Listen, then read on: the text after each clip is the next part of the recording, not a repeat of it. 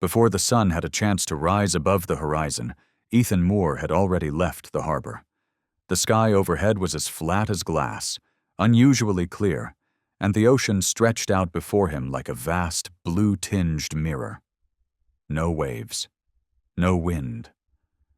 Only a thin mist drifted gently above the surface, like breath held over water. His old fishing boat, paint peeling from the bow, sliced through the still water as if parting oil. The soft hum of the motor blended with the rhythm of the sea lapping against the hull, like the steady breathing of something alive. Ethan, wearing a faded cap and an old shirt slung over one shoulder, took a slow sip of cold coffee. The scent of salt clung to his skin like an old habit. Something you don't think about. Something that never really washes off. This wasn't the first time he had gone this far out. Before retirement, he had been a sea rescue officer, the kind of man who showed up only when others were at their most desperate. But since stepping away from that life 3 years ago, Ethan had taken to the ocean alone. No voices calling his name over the radio. No one left to save. This morning was no different. He wasn't looking for anything. Just silence, just the kind of stillness where the sea echoed back the thoughts the land always seemed to scatter. But today, that silence made him uneasy. The sky was unnaturally blue. Not a single cloud, not a single breeze. The surface of the water looked like frozen glass, an oddity in these open waters, more than 200 kilometers from shore. Ethan scanned the horizon. No boats, no birds, no signs of life disturbing the stillness. Only the low engine drone and a chill that ran the length of his spine. He wasn't a superstitious man. But after decades in rescue, Ethan knew one thing with certainty. Absolute calm on the sea was almost never a good sign. He eased the throttle back, letting the boat drift freely. Calloused fingers adjusted the rudder as if testing for something amiss. Nothing. Everything worked perfectly, and that, more than anything, made him cautious. His weathered eyes narrowed toward the distant line where the horizon faded into morning light. And then, from that blurred divide, something emerged. Small, far, just barely noticeable. A black speck bobbing gently on the water. Not drifting, not sinking. He frowned. "That's not wood," he muttered. "And if it's trash, why is it floating like that?" His grip tightened on the throttle. His heart, until then, steady and still, gave a sudden deliberate thump. Ethan eased the throttle forward. The old boat shuddered, parting the oil-slick water as it moved steadily toward the strange black speck. As the distance narrowed, the shape grew clearer. But the clarity did nothing to calm him. On the contrary, something in his gut clenched tight, as if his body understood before his mind could catch up. It wasn't driftwood, it wasn't trash, and it certainly wasn't the curved back of a whale or the shell of a sea turtle. What he saw was alive, and it was struggling. He reached for the binoculars hanging by the railing and pressed them to his eyes. The moment the image came into focus, his breath caught. It was a dog. A Malinois soaked to the bone, trying to keep its head above the surface. Its 4 legs barely moved, pawing weakly at the air, as if burdened by the weight of stones. Its fur, matted and dark, nearly disappeared into the ocean's color. Only its ears, flicking upward before drooping again, broke the silhouette. And the eyes. Even from this distance, Ethan could feel it. That wasn't fear. That was pure, undiluted despair. "My God!" He slammed the throttle forward. The engine screamed, shattering the fragile silence of the open sea. The boat surged ahead, racing toward the fading creature. The wind stirred, faint but strange. Small waves began to ripple, each one nudging the dog further downward. As the boat closed in, Ethan killed the engine and sprinted to the edge. In the dark water below, the dog could barely keep its muzzle above the surface. Its head bobbed weakly, mouth open, breaths coming in shallow, labored wheezes. Its paws moved sluggishly, purely by instinct, and its eyes were beginning to glaze. No barking, no sound. Nothing but the last shreds of a survival instinct clinging to life. Ethan didn't hesitate. He stripped off his shirt, dropped the rope ladder, and dove in. The cold hit him like a punch to the chest, seizing his lungs, but he pushed through it. His arms, trained from years of pulling people from whirlpools and wrecks, remembered their work. He swam fast, stroke after stroke, cutting a direct path to the sinking dog. As he neared, he dove beneath the surface and came up from below, wrapping his arms around the limp body. He was stunned by how light it felt, not from lack of weight, but from surrender. No struggle, no resistance. The body in his grasp felt like a wet rag. All tension gone. His heart wrenched, but he refused to let go. Come on, not yet." He kicked hard, pulling the dog toward the boat. Salt stung his eyes, burned his throat, but he didn't stop. Near the ladder, he gave one final push, lifting the dog's upper body onto the lowest rung. And then, miraculously, some part of the animal remembered. It moved, shaking, barely, but it climbed. Ethan boosted from beneath and grabbed the ladder with his free hand. Together they made it up. He collapsed onto the soaked deck, gasping, seawater dripping from his hair and chin. Beside him, the Malinois dropped like a stone, shivering violently. Its eyes were shut tight. Its breath, though strained, was steady. After several long moments, once his pulse had slowed and his limbs stopped shaking, Ethan crawled over. He knelt beside the creature he had just saved. Its fur was plastered to its skin, reeking of salt and brine. Cuts along its legs were still oozing faint trails of blood, diluted and washed into the boards. He whispered, "What the hell are you?" It wasn't mockery. It was awe. No raft, no flotation device, no life vest. And this dog had made it over 200 kilometers offshore? He pulled a rag from the deck and gently wiped its face. The dog's eyes fluttered open. Not in warning, not in fear, just exhaustion. Bone-deep, soul-deep exhaustion. But beneath the darkness in those eyes, there was something more. Consciousness. You know where you are, don't you? The dog didn't answer, but Ethan saw it, that look, not just the gaze of something clinging to life. It was the look of a soul that had seen too much, endured too long, and was holding on to this world for just a little longer. He grabbed a dry tarp and wrapped the shaking body. The dog's wet skin was freezing to the touch. Its fur clung in strands, some still bleeding, others bruised purple-blue. Ethan couldn't begin to guess how many hours it had fought the ocean. But the eyes told him everything. They hadn't given up. He sat beside the dog and placed a hand gently on its chest. The heartbeat was faint, but it was there. Its breath rasped, mingled with the scent of blood and salt, but it was breathing. "You're alive now," Ethan murmured, voice raspy from salt and strain. "I don't know who you are, but I'm not letting you die here." The wind had picked up. The waves began to nudge the boat again. The sky had shifted. What had been a crystalline blue now carried a shadowed gray. Yet, in the middle of that uncertainty, on a weathered boat no larger than a speck on the sea, two lives, a man who once saved others and a creature someone had given up on, found each other. And from that moment, something changed. Not just in the dog's eyes, but deep within Ethan Moore's heart. He was still sitting there, hand resting on the damp body that trembled beneath his touch. Beneath his palm, the thread-thin rise and fall of breath was just enough to remind him that this creature was still clinging to life. Somehow.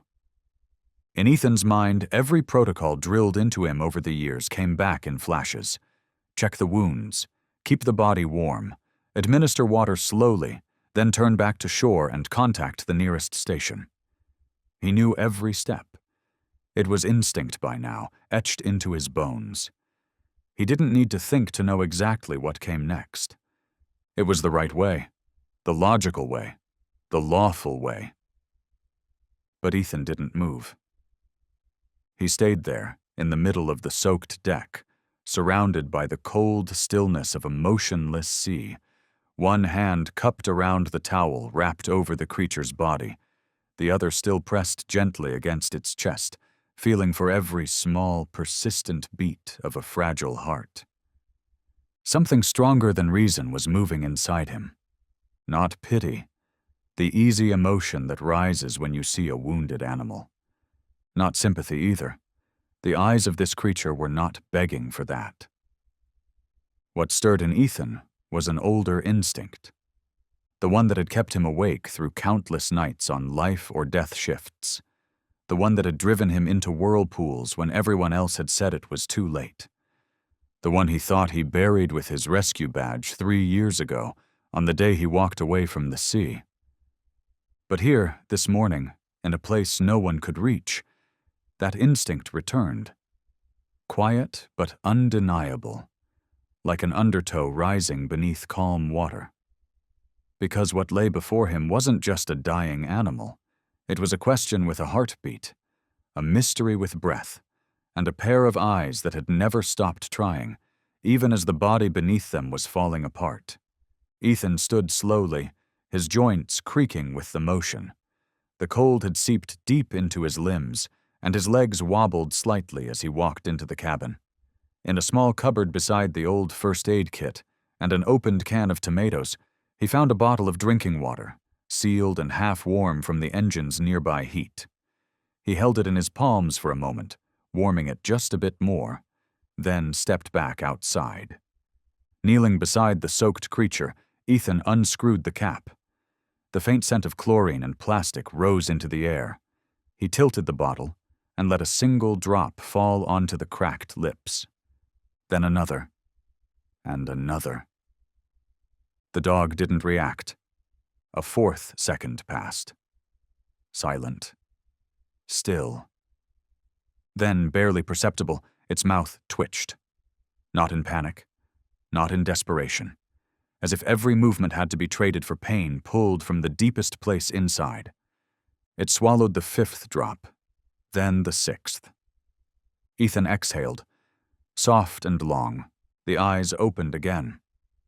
This time they were no longer clouded by seawater, no longer shaking with panic that gripped the throat. They were simply present. There was no pleading in them, no warning, just a quiet kind of being, as if the creature were whispering without voice. I'm still here. Ethan stared back, dazed. Something had shifted in the air, just below the salt-glazed light of morning. Something he couldn't name. A connection, maybe. A lost memory. Or just the quiet empathy between two beings who had once lost their reason to keep going. He leaned forward and gently examined the wounds. The chest was scraped deep, dried blood crusted between clumps of fur.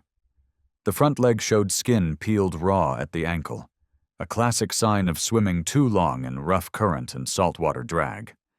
He had seen that kind of wound before, on people who had floated through the night, and on his own body after rescues that almost cost him his life. No rope, no ID chip, no flotation collar, nothing. This dog had not been prepared to survive out here. It had been abandoned.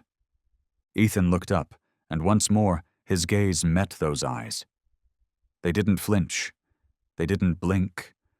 They didn't look away. They told a story no one had ever stopped to listen to. Shadow, Ethan said aloud. His voice was low, steady, and clear enough that it couldn't be mistaken for anything else. Where the name came from, he couldn't say. It had surfaced on its own, as if it had always been there, waiting for the right moment to be called. The dog didn't move. He said it again, this time with the kind of certainty that comes from the heart.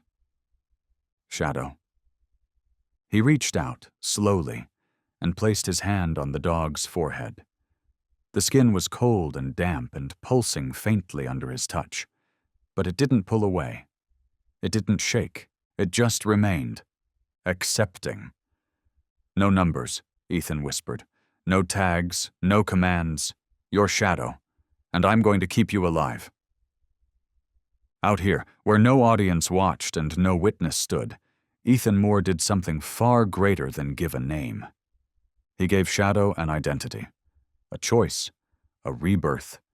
On the deck of a boat floating in the middle of the ocean, naming what the world had left nameless became an act of giving something the right to exist, not because it had been catalogued or assigned, but because it was alive, and because someone finally saw it. In all his years of sea rescue, Ethan had called out the names of many, trying to keep them conscious, trying to anchor them to the real world. But none had ever looked at him like this. Not one. Shadow didn't thank him with a wagging tail. He didn't bark or growl. But those eyes, they bowed, just slightly, as if to say, I heard you. Ethan sat down beside him, leaning back against the side of the boat. No words were needed, no reasons required. Shadow was here, and Ethan, a man who had once left pieces of himself behind on this very sea, suddenly realized something. Maybe he had just been rescued too. Not by waves, not by water, but by a pair of eyes and a creature that had crossed the line between tool and life, just to be called by a name. That afternoon, Ethan docked later than usual. The boat rocked gently with the rhythm of the tide, gliding into a narrow mooring behind the old harbor district, a place so forgotten that no one paid much attention to a salt and pepper-haired man carrying a soaked dog wrapped in a faded tarp. The nearest veterinary clinic was just a few blocks inland. Ethan lifted Shadow in both arms, careful to avoid the worst of the wounds. The dog didn't struggle, didn't growl. He simply lay there, his head resting against Ethan's shoulder, heavy as if he were carrying the weight of the ocean on his back. The clinic was quiet when they walked in. A young receptionist looked up, ready to speak, but her words faltered when she saw them. An older man, drenched from head to toe, holding a battered dog, blood matted in the fur, both pairs of eyes dulled like they'd come back from the edge of the map. "Sir, do you—" He nearly drowned, Ethan said softly, barely meeting her eyes. "No chip, no tags, no explanation. I just need someone to look at him. Now." The receptionist froze for a second, then nodded silently. Within a minute, a young veterinarian emerged from the back. Her hair was tied up, her lab coat smudged with bleach stains. She glanced at Shadow, said nothing, and immediately shifted into emergency mode. "Lay him on the table. I'll examine him and start a fluid line." Ethan didn't speak. He stood still, hand resting gently on Shadow's head, as if letting go would cause the dog to vanish. 15 minutes later, Shadow lay on a padded exam bed, an IV in one leg, and a small breathing device fitted near his nose. The veterinarian returned. In her hand was a small, misshapen object, corroded, rusted, reeking of salt and soaked fur. "We didn't find a chip, no tattoos, no standard identification marks." She held out the object, a circular piece of metal, cracked in half, one edge jagged like it had been torn from something. "This was tangled in the fur around his neck. It looks like it used to be a tag of some kind. Most of the engraving has been worn down, but—" She turned it under the overhead light. 3 characters emerged. Cold, blunt. burned into the surface. K9X. Ethan stared at it. His throat felt raw, like he'd swallowed a handful of seawater and sand. This wasn't a pet tag. This wasn't a serial number from an adoption center. This was a designation, and it didn't look like it belonged to the civilian world. Ethan sank into the chair pushed against the clinic wall, hands clasped, eyes locked on the glass that separated him from the treatment room. Inside, Shadow remained still on the stainless steel exam table. A fluid line ran down his front leg. The ventilator hissed with a thin, even rhythm, barely audible, but steady. Not a single sound came from him. No whimper, no bark, not even a breath of pain. He just lay there, eyes half open, quietly scanning the room, as if he were still reading the environment around him. Ethan had seen wounded dogs before. Dogs that were scared, hurt, abandoned.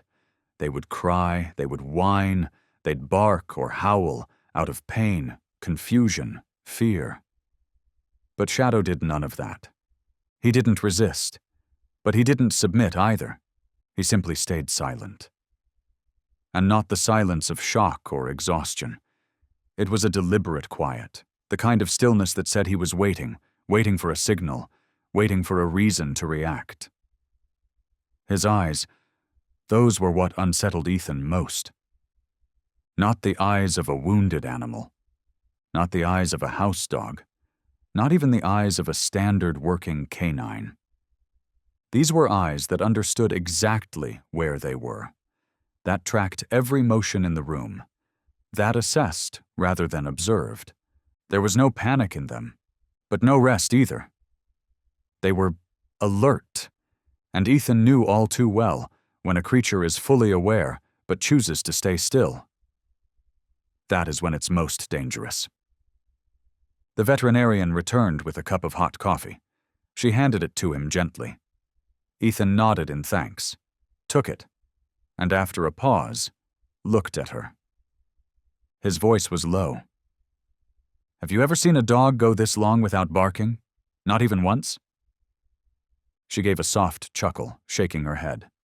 "Honestly, never. Even in shock, dogs tend to whimper or resist. If they're unconscious, loud sounds still make them twitch. But him, no reaction at all." "Exactly," she nodded. "I don't think he's afraid. I think he's watching." Ethan took a sip, but the coffee had no taste. His thoughts had wandered back to the letters etched into that shard of metal.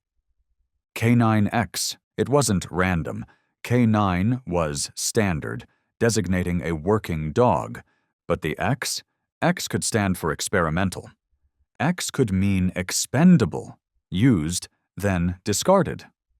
Or worse, X might be the mark of a unit erased from the system altogether. Inside the room, Shadow turned his head.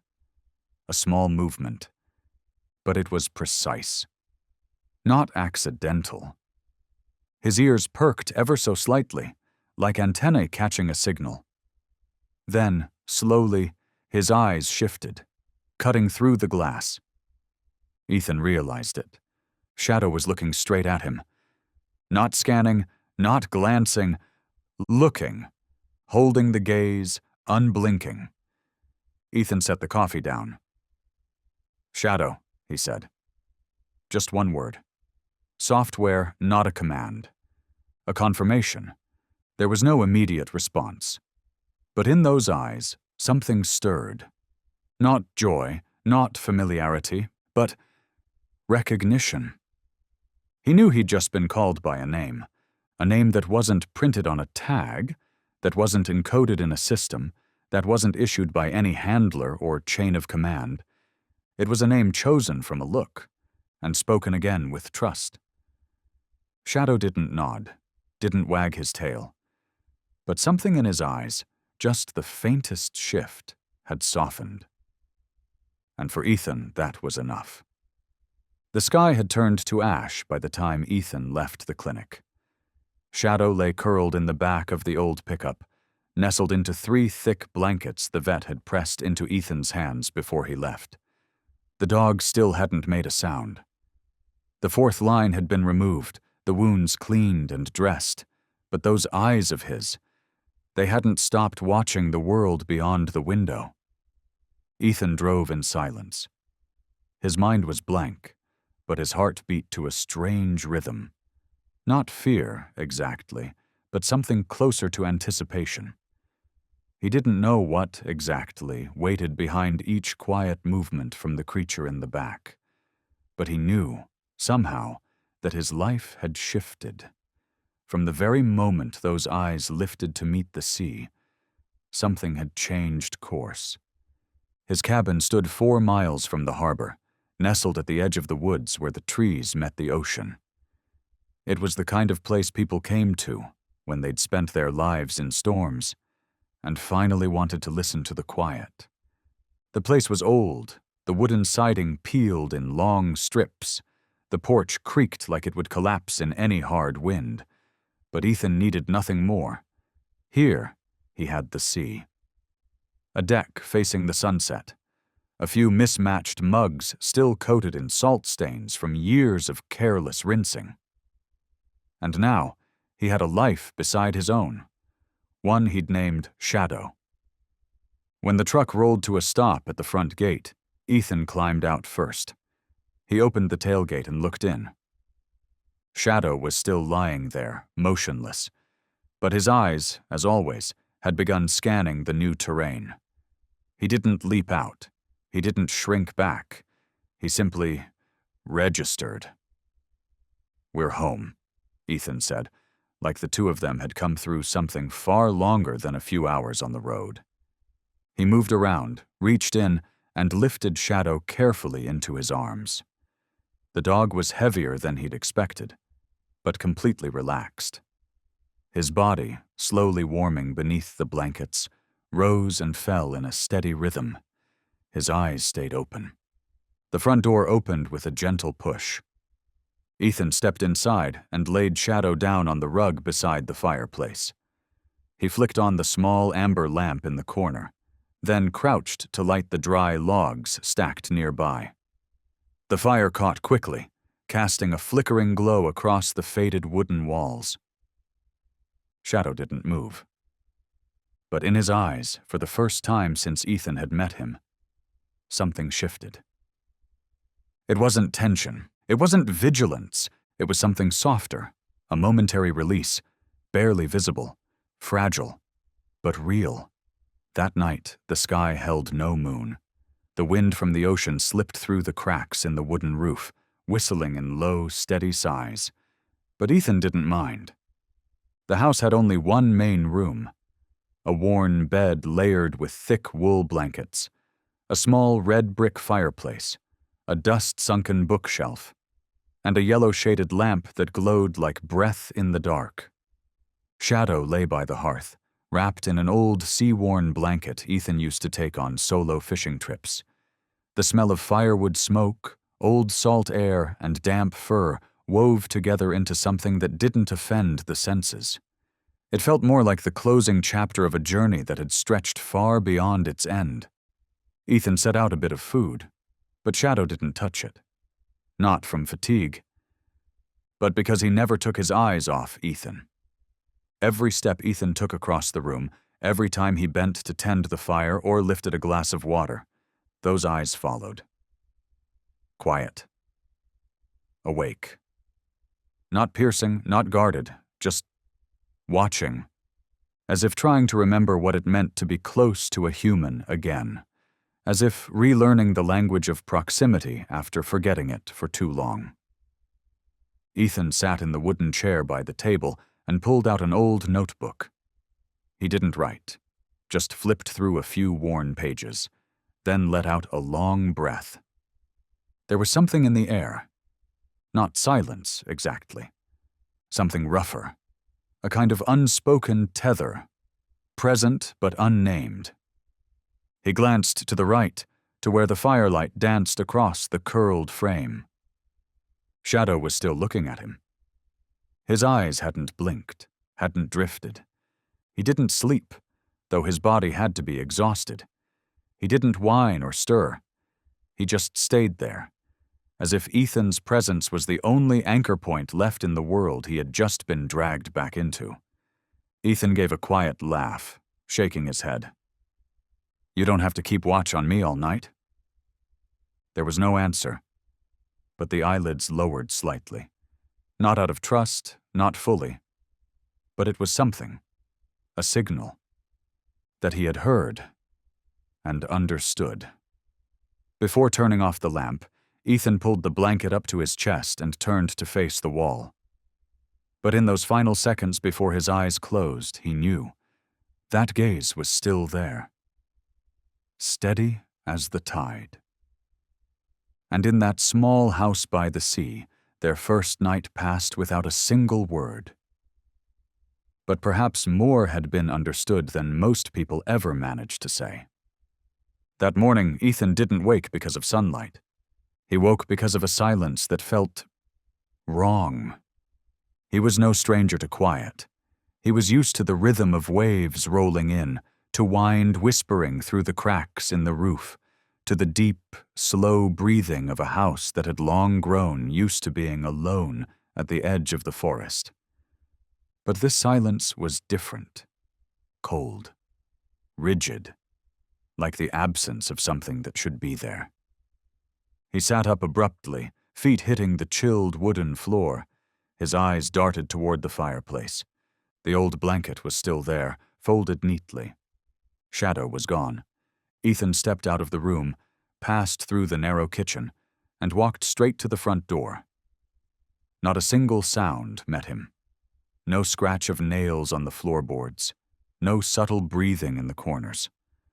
As if the dog he'd pulled from death just a day ago had never existed. And then he saw him, standing at the edge of the porch. Shadow, still as a statue. Eyes fixed on the ocean, ears upright, body motionless. Even the wind didn't seem to stir him. Morning light spilled across his fur, painting it in pale amber hues, outlining a frame lean and poised. Not at all like a creature that had nearly drowned less than 24 hours ago. He didn't turn when Ethan approached. But when the man spoke, Shadow. The dog turned his head. Slowly. That gaze held no confusion, no tension. It was evaluative, as if he'd known Ethan would appear behind him all along. Ethan narrowed his eyes slightly. He lifted his hand and motioned gently. "Come on back inside." Shadow didn't obey immediately. He held the stare for a long moment, then turned and walked toward the door. Not trotting, not bounding, just walking, but without a single sound. Ethan watched each movement with quiet intensity. No claws tapped against the wood. No weight creaked the boards. Shadow glided across the porch like smoke, avoiding every object, every sunken plank, places where even a seasoned adult would step and make the wood groan. That wasn't survival instinct. That was training. Inside, while Ethan opened a cabinet and began pulling together breakfast, Shadow didn't come close, didn't wag his tail, didn't bark. He simply sat in a far corner of the room, eyes locked on every movement, unblinking, focused. Ethan placed a bowl of water on the floor, then stepped into the adjacent room, the one that used to be a supply shed. When he returned, Shadow was no longer in the same spot. Then came a soft sound, a gentle click. Ethan froze. The door to the shed, normally sealed with a firm latch, was now open. And standing in the doorway, in the dimness of that quiet room, was Shadow, looking straight at him. Nothing in the room had been disturbed, no objects overturned, but there was no doubt. He had opened that door from the outside. Ethan walked over, checked the latch, untouched, no damage, no marks of force. "How did you, he murmured, then stopped himself. Shadow stood calmly in the dark, eyes steady on him. Not proud, not afraid, just aware. Ethan exhaled slowly, and in his mind, one question rose with clarity, louder than any noise that morning. "Who were you, before the ocean brought you to me?" Ethan closed the shed door gently, but his thoughts refused to follow suit. He moved to the kitchen, his hands working on muscle memory. He grabbed an old ceramic mug, poured in hot water, dropped in a tea bag, and sat down at the small wooden table near the window. Morning light spilled across the floor in slow-moving patterns, like liquid gold, but none of it felt warm. Not after what he had just seen. A dog who had barely survived the ocean shouldn't move like breath on wood, shouldn't know how to unlatch a secured door, shouldn't map out the interior of a house like a reconnaissance officer. Ethan turned his eyes toward Shadow, now sitting on the rug facing the fireplace, back straight, eyes fixed on some invisible point far beyond the room. "You've been trained," Ethan thought, tightening his grip around the mug's handle. And then he made a decision, just to be sure. "Stay," he said. The word was calm, tossed out like any dog owner might say on a casual morning. But Shadow reacted instantly, not like a pet, like a soldier. He sprang to his feet in one fluid motion, not a flinch, an engagement stance. His front legs lowered, shoulders dipped, weight centered forward, tail tucked close, eyes wide, pupils narrowing, ears turned and locked into alignment. His whole frame tensed, drawn taut like a bowstring, ready to strike. Ethan stood as well, not out of fear, but from sheer disbelief. "Easy. Easy there." Shadow didn't move forward, but he didn't relax either. He held position, utterly still, like a live weapon waiting for confirmation. Ethan stepped back. His voice softened, like someone speaking to a war veteran whose memory had just been triggered. "It's all right. You're safe now, Shadow. No orders, no command." One breath. Two. Shadow's posture began to change. His head dipped, hind legs flexed slightly. Then, without a sound, he sat back down, calmly, as if nothing had happened at all. Ethan stared at him for a long moment. What lay behind that reflex? A wound yet to heal? Or a fragment of something greater, something from a program he had once belonged to? Shadow hadn't barked, hadn't growled, hadn't shown any signs of aggression. But Ethan knew, without a doubt, he was capable. And if he had been trained to respond like that, instantly, precisely, then who had trained him? And for what purpose? After a simple dinner of grilled chicken and cold rice, Ethan sat down with an old newspaper, flipping through the faded pages while Shadow remained in the corner, silent as ever, his eyes never leaving Ethan's movements. But it wasn't the gaze of an animal seeking comfort or protection.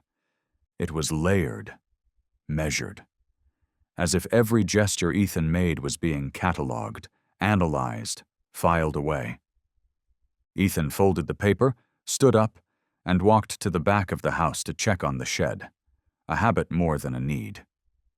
He hadn't touched his old tools in a long time, but the habit was muscle deep. The door was secured with an old electronic lock. No Wi-Fi, no remote access, but solid enough to keep out anything or anyone that didn't belong. He tapped in the code, opened the door, peeked inside. Everything was where it should be. He locked it again, carefully. On his way back to the bedroom, he glanced at Shadow, still lying by the fire, eyes half closed, seemingly asleep. He turned off the main lights, leaving only the soft glow of the lamp beside the hearth. It was almost midnight when Ethan woke with a jolt. A sound. Tiny. A soft click, like the quiet turn of an electric lock mechanism. At first, he thought he'd imagined it. Then came a second sound. Clack. Louder, longer. He shot out of bed. The house was dark, save for the faint spill of light from the kitchen. Shadow was no longer where he had been. Ethan moved slowly through the kitchen, bare feet silent against the wood floor. He reached the back hallway and froze. The shed door was open. Wide. The electronic lock's screen was still glowing. No forced entry, no damage, no blinking error codes. The door was simply open, like someone had entered the correct code. Inside, Shadow stood in the middle of the room. He wasn't rummaging. He wasn't tearing anything apart. He just stood there, staring down at an old canvas bag, Ethan's former rescue kit.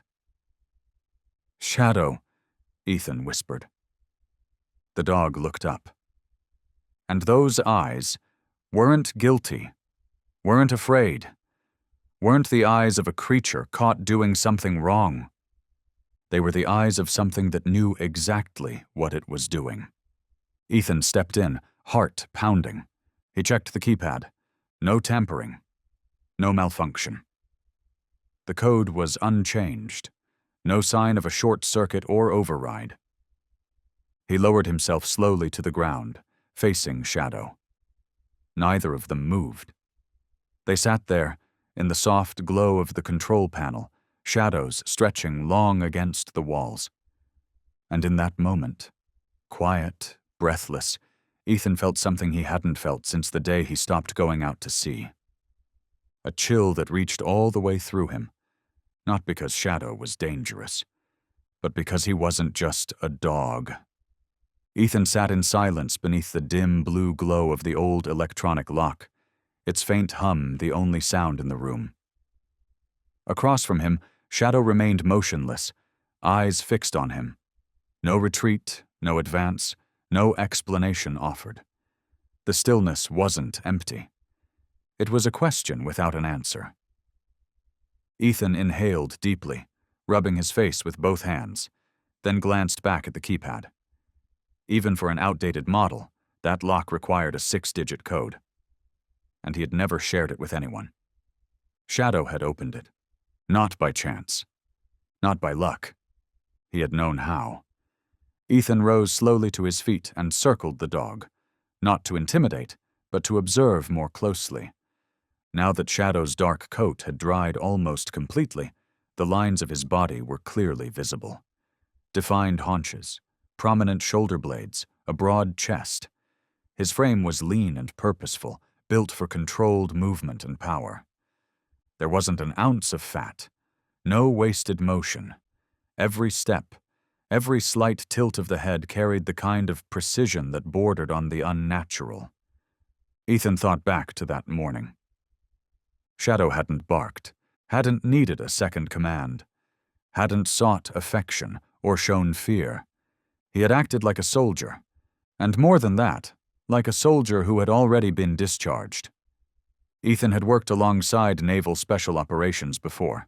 He knew the posture, the internal quiet, the eyes of someone who had seen more than any human should have to. And now, standing in this room, he saw that same look in Shadow.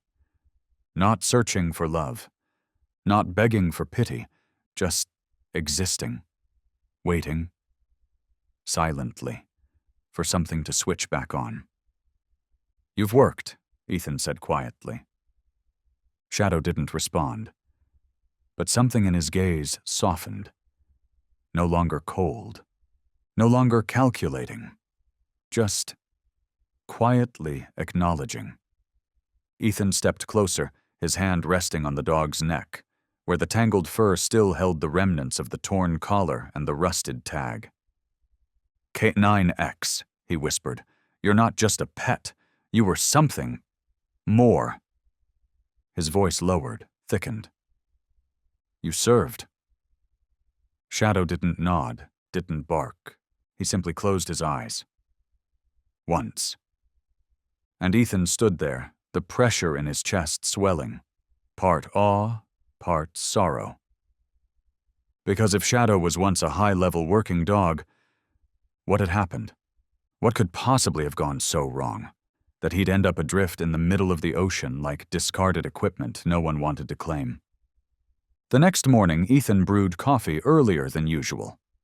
Not because he hadn't slept, but because his mind was still spinning, full of questions that had no answers. He sat on the front porch, the mug warm in his hands, steam rising softly into the crisp ocean air. His gaze stayed on the horizon, the same place where, days ago, a creature had emerged that didn't belong to this world. Shadow lay a few meters away, still in that semi-sentry posture, head resting on his front paws, eyes half-lidded but never fully closed. The kind of rest that was never truly rest. Ethan knew.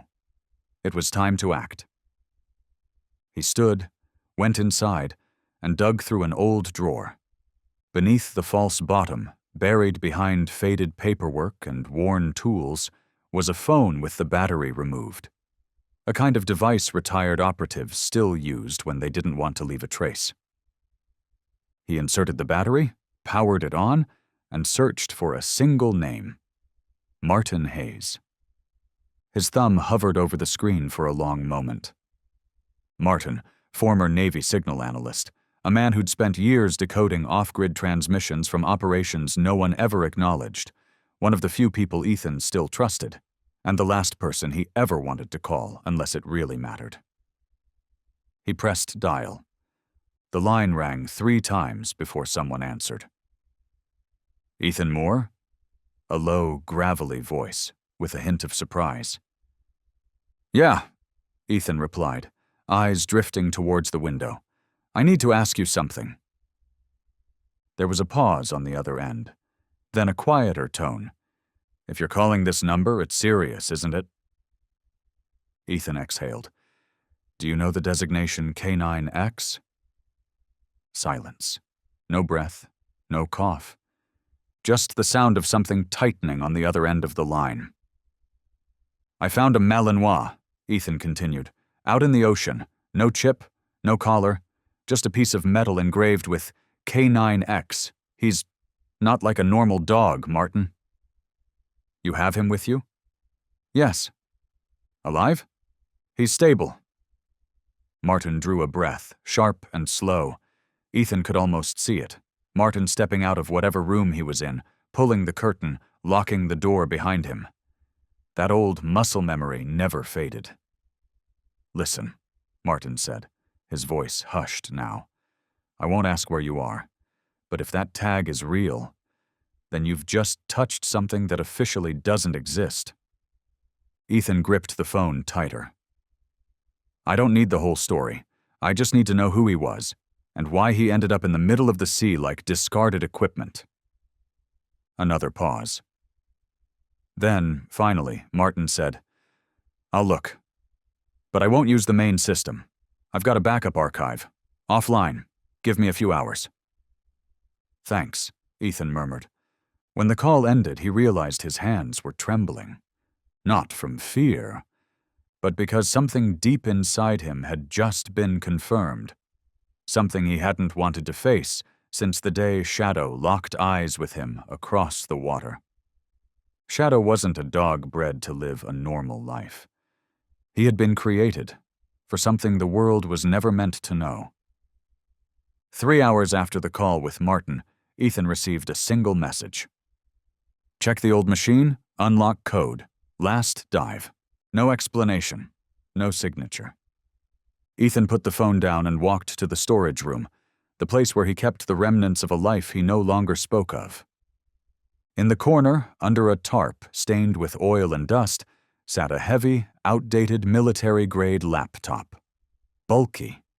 Worn. It had once followed him through hundreds of hours at sea. It had no network access, no traceable connection. But its internal memory still held the full archive of encrypted comms and unlisted ops, the kind of files most believed had been wiped the day Ethan retired. But he had kept it, because some part of him had never truly left the battlefield. The machine booted up with a mechanical groan, the sound of metal grinding softly against itself. Ethan typed, "Last dive." The screen blinked, then opened a plain interface. Black background, white text, a single search bar. He typed, K9X. The first result was a renamed file, KXProjNR3. He opened it. What appeared wasn't a report. It was the ghost of a program that had never been made public. Project name, Revenant. Classification, Black Tier. Objective, strategic animal deployment for reconnaissance and high-risk terrain infiltration, international waters, unidentified submarines, covert docks. Ethan scrolled down. There were images, maps, schematics of training stations, each located at the edge of territorial boundaries, far beyond the reach of law or scrutiny. No flag, no nation, no ethics. Below them, a faded red stamp. Project Revenant is not affiliated with any official military unit. All traces will be terminated if leaked. Ethan's breath hitched. His hand curled into a fist, but his eyes stayed locked on that line, as if staring long enough could somehow make it untrue. But it wasn't. Shadow wasn't a lost rescue, not a dog fallen off a fishing vessel, not a stray abandoned by careless owners. He had been trained, deployed, then erased. At the bottom of the screen, a final line flickered into view. Unit K9X. Status deactivated. Reason mission failure. Asset terminated. Ethan leaned back in the chair. His hand drifted to his forehead, bracing against the weight rising in his skull. It felt like a riptide tearing loose beneath his ribs. He hadn't disappeared. He had been deleted. Ethan didn't know how long he had been sitting there. The laptop screen still glowed. The words, "Deactivated, asset terminated," blinking silently against a black background. No signature, no assigned officer, no timestamp, no post-mission report. Just absence. Not like a standard case of a lost unit, where systems still log a final ping, a fading signal from a collar transmitter, or a line that simply reads, "No longer traceable." No, he had been shut down. Deliberately, with approval. And to Ethan, that was the most horrifying part. He wasn't naive. He'd served in operations so deep the press didn't know where to begin to look. He understood how systems worked when the world wasn't meant to watch.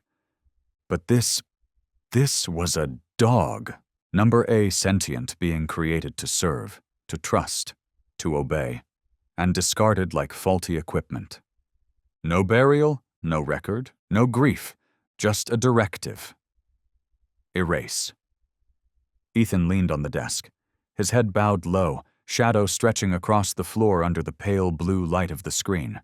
His breath came slower, heavier, not from shock, but from a deep, simmering kind of anger. The kind that didn't explode. The kind that waited. The kind that had lived in his chest for years. He rose and walked towards the window.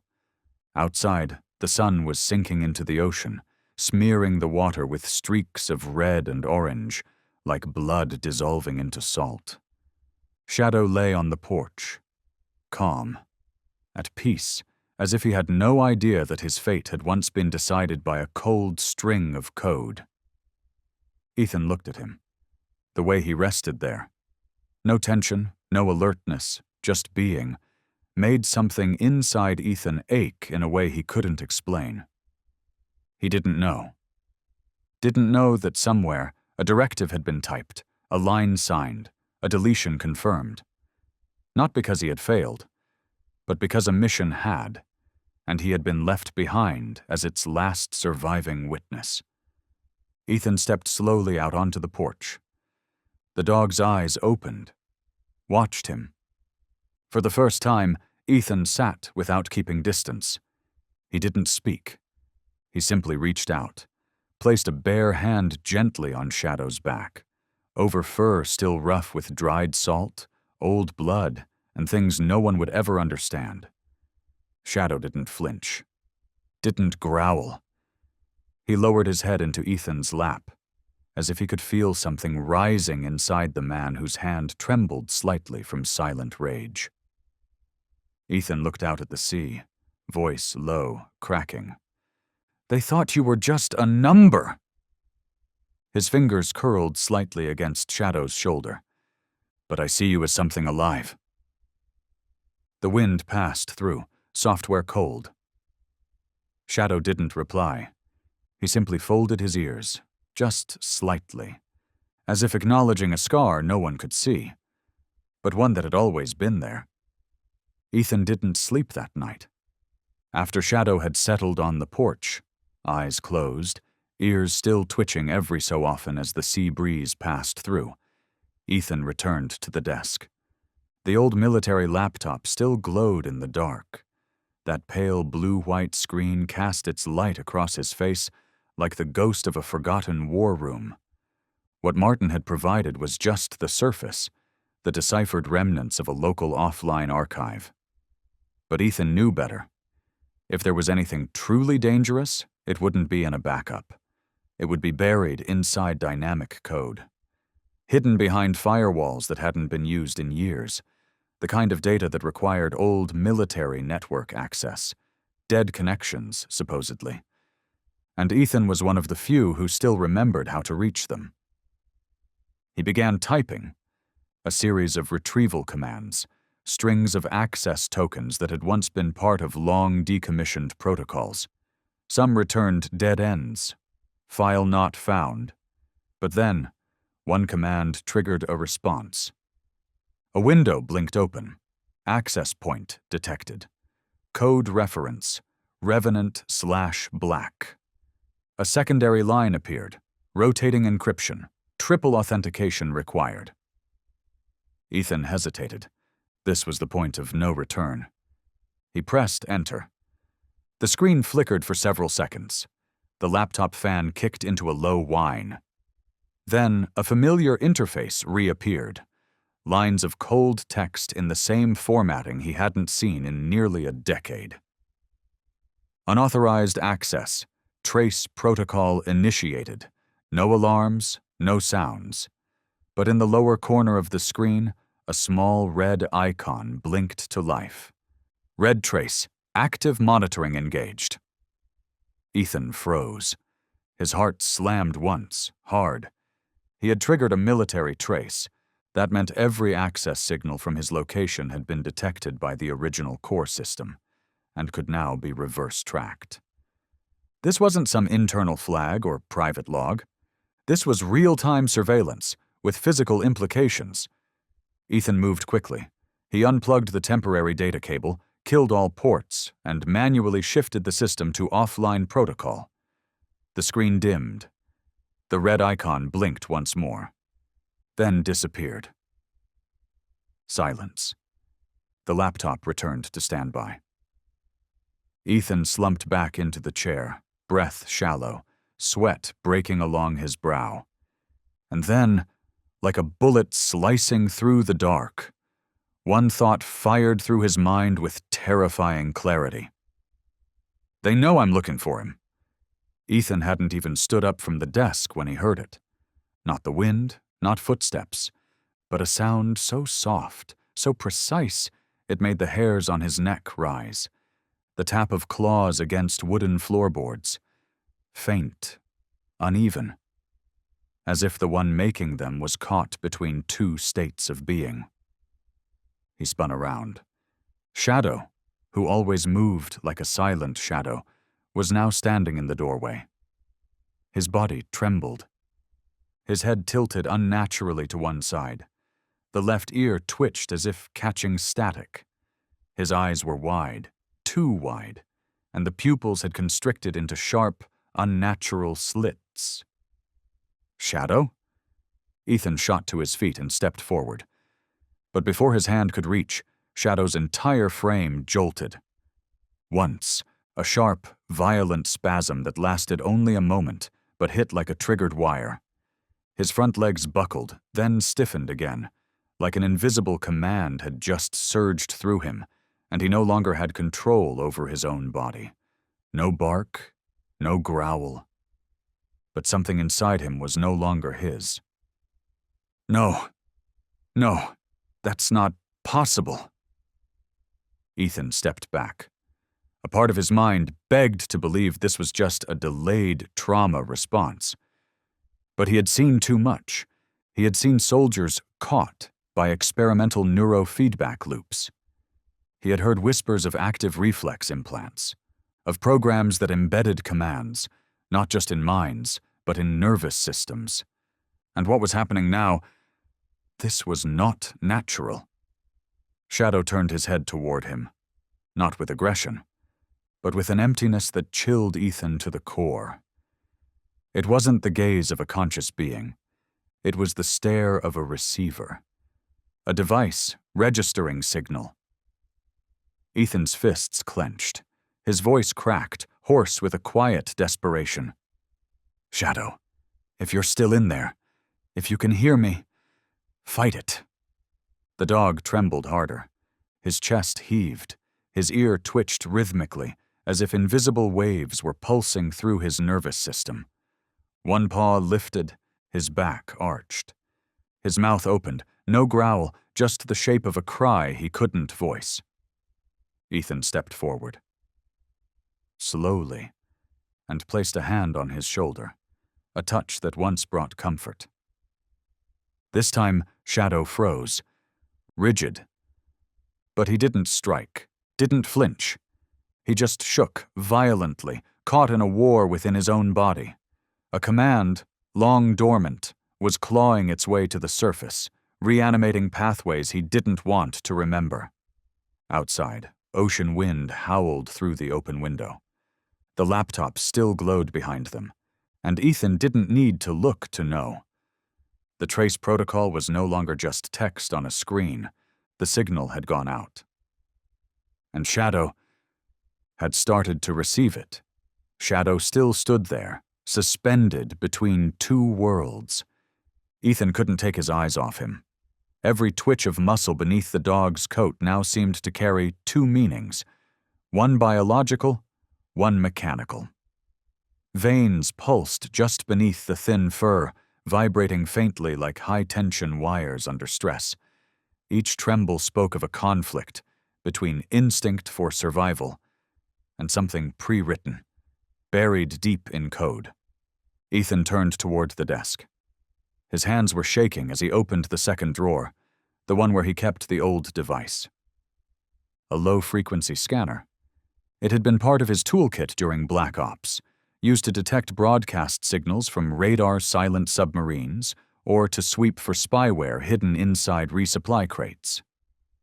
He powered it on. A red light blinked. Nothing. Then, a soft beep. The screen flickered, weak static at first, then a slow wave. The signal grew stronger, clear, steady. The transmission wasn't coming from the environment. It was coming from inside Shadow. Ethan froze. No external collar, no implanted tag on the neck, no visible circuitry. This was internal. He stepped closer, scanner in hand. As soon as he reached the dog's side, the red light turned green.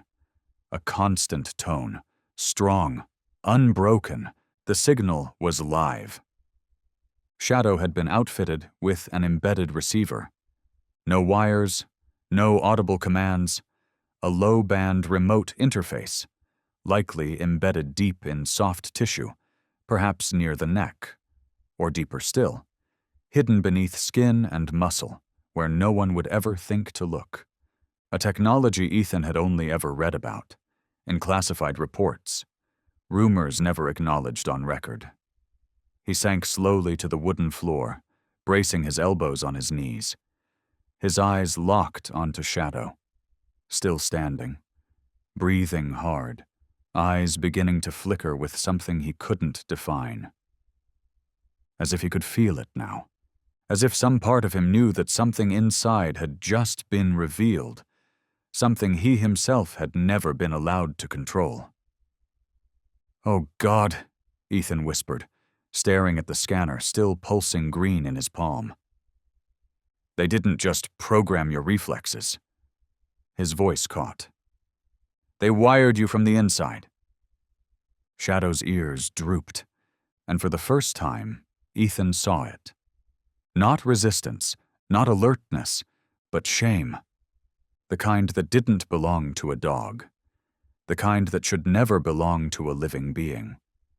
The shame of a creature turned into a tool, and then discarded, never given the chance to become himself again. Ethan said nothing more. He simply reached out, placed a hand gently on Shadow's head. A gesture that said, "I see you now. I know. And I'm still here." And in a slow, hesitant breath, Shadow lowered his head into Ethan's palm. Not because of a command, not because of a reflex, but because he believed. That afternoon was quiet. Too quiet. No wind, no bird song. Even the sound of the waves had faded, as if pulled back behind a curtain of stillness. Ethan felt it the moment he stepped onto the porch, a pressure change, the kind that made old instincts stir, like the air itself was bracing for a break. Shadow stood to his left, unmoving, eyes locked on the tree line flanking the dirt road that led to the cabin. The fur at the nape of his neck had begun to rise, barely, but Ethan had learned to read the smallest signs. "Something's wrong," he murmured. And then he heard it. Not a motor, not brakes, just the slow, deliberate crunch of gravel under oversized tires. Heavy. Controlled. Not in a hurry. Ethan turned and moved quickly back inside. At the desk, he powered down the scanner, closed the laptop, and slid it into the old canvas bag, along with the engraved metal tag marked K9X and several printouts from the database. He didn't need to look out the window to know what was coming. But he looked anyway, and in that instant, his blood ran cold. A black SUV was crawling down the final stretch of the dirt path. No license plate, high chassis, tinted windows, no dust on the frame, no stickers, not government, and definitely not local. Ethan turned to Shadow. "Move," he said, sharp, direct. No further explanation needed. Shadow was up instantly, glued to Ethan's side as they slipped through the back door into the trees. Behind them, the SUV came to a stop. A door opened. A man stepped out. Civilian clothes, waxed canvas jacket, polished black boots, mirrored sunglasses. He didn't rush, didn't posture. But something in his stance made Ethan's stomach twist with recognition. Then the rear doors opened. Two more figures emerged, weapons tucked beneath jackets, earpieces in their ears. Not government, contractors. The kind that don't wear insignias, that don't answer to treaties or rules of engagement. The kind paid not to follow orders, but to erase evidence. Ethan gripped the strap of the canvas bag tighter. He glanced back once more. The man in the sunglasses was scanning the front of the house, the way a seasoned predator reclaims an old hunting ground. And in that flicker of eye contact, Ethan knew with absolute certainty. They weren't here to ask questions. They were here to clean up. Ethan and Shadow slipped swiftly along the forest's edge, weaving between moss-covered trunks and the brittle crunch of old pine needles. Every step was a calculation in survival. Quiet enough to go unheard, quick enough to disappear. Behind them, the first footsteps landed on the porch. Then came a voice, low, measured, laced with command, without needing to raise its volume. "Trace the ground. Don't breach the house yet. He's not the kind to open the door for strangers." Ethan froze beside a rotting log, pressing his back to the bark. Every cell in his body stretched toward the sound. Then came another voice. Closer. Deeper. Colder. "We're not here to knock." Ethan closed his eyes. The blood in his neck tightened like a drawn wire. That voice. He knew that voice. It had once echoed over loudspeakers in the coastal testing facility down south during the last assignment of his final year in uniform. Resnick. Ethan opened his eyes, carefully parting the leaves. The man standing on his porch didn't wear a uniform. He didn't need to. That face, high cheekbones, sunken eyes, short salt and pepper hair, was the same Ethan had seen behind fences of razor wire. The same face stamped on red-sealed dossiers marked "Black Clearance Only." Colonel Victor Resnick. Once a decorated figure within the Deepwater Command Division, Resnick had been described as a strategic asset in psychological warfare and bio-integrated operations. But to those who knew what that really meant, he was the architect. The mind behind Project Revenant, the man who trained and erased creatures like Shadow. They used to call him the Resurrector, Ethan remembered Martin once saying. Not because he healed anything, but because he could make a dog that had stopped breathing open its eyes again and turn it into a weapon. Resnick walked slowly along the porch, eyes scanning the doorframe like he was retracing a memory. He stopped, bent down, plucked a single dark hair from the mat near the threshold. He held it up to the light. Just a dog hair. But Victor Resnick smiled. Not with joy, not with malice. It was the smile of a man who had just caught the scent of something that should have been disposed of. "He's still alive," he murmured to himself, "and he still reacts the same." Beside Ethan, Shadow suddenly raised his head. He looked towards the house. No bark, no growl, but his front legs twitched slightly, and something in his eyes shifted from alertness to recognition. Ethan placed a hand gently on his neck, whispered, "No, kid, not him. He's not your handler anymore." But in Shadow's gaze, a flicker of something old had awakened. Resnick stood on the porch like a man who had never stopped wearing his rank. His posture was military, unwavering, straight-backed, as if the years had passed him but never touched him. On his left wrist was a dark titanium watch, its face digital, styled after standard military instrumentation. But it was what he held in his right hand that made Ethan grip the strap of the canvas bag tighter. A small, matte black cylindrical device. No buttons, just a dull, touch-sensitive surface, and a faint sonic diffuser etched along its side like the vent of a silencer. Ethan recognized it instantly. A low-frequency reflex trigger. In field tests, it had been used to replace voice commands, hand signals, even electric cues. Once conditioned, a war dog could respond to this device as if still mid-training, its will overridden by a rhythm buried in memory. Resnick didn't call out. He didn't need to. He simply raised the device to chest level and tapped the surface. Then held. No sound to human ears. But something in the air changed. Immediately. Shadow convulsed. His whole frame went rigid. Head tilted sharply left, just as it had the night before when the signal was accidentally activated. Ethan, kneeling beside him, could feel it. Every ripple under the fur. The trembling that started in the shoulders, traveled down the ribs, reached the back legs. Shadow's ears dropped. His eyes flew open, wide and glassy, as if a foreign protocol had just invaded his mind, tearing through the fragile awareness Ethan had helped rebuild. "No, no, no, not now," Ethan whispered, clutching both of Shadow's shoulders, steadying him. "Shadow, it's me." The dog growled, low, strained, not at Ethan, but at the order trying to reclaim his nervous system. And somewhere beyond the tree line, in that thick electric silence, Victor Resnick smiled. That familiar smile. Not cruel, not victorious, just knowing. as if something long buried had twitched back to life. And inside Ethan's head, a single thought echoed like a voice from hell. He still works. He still responds.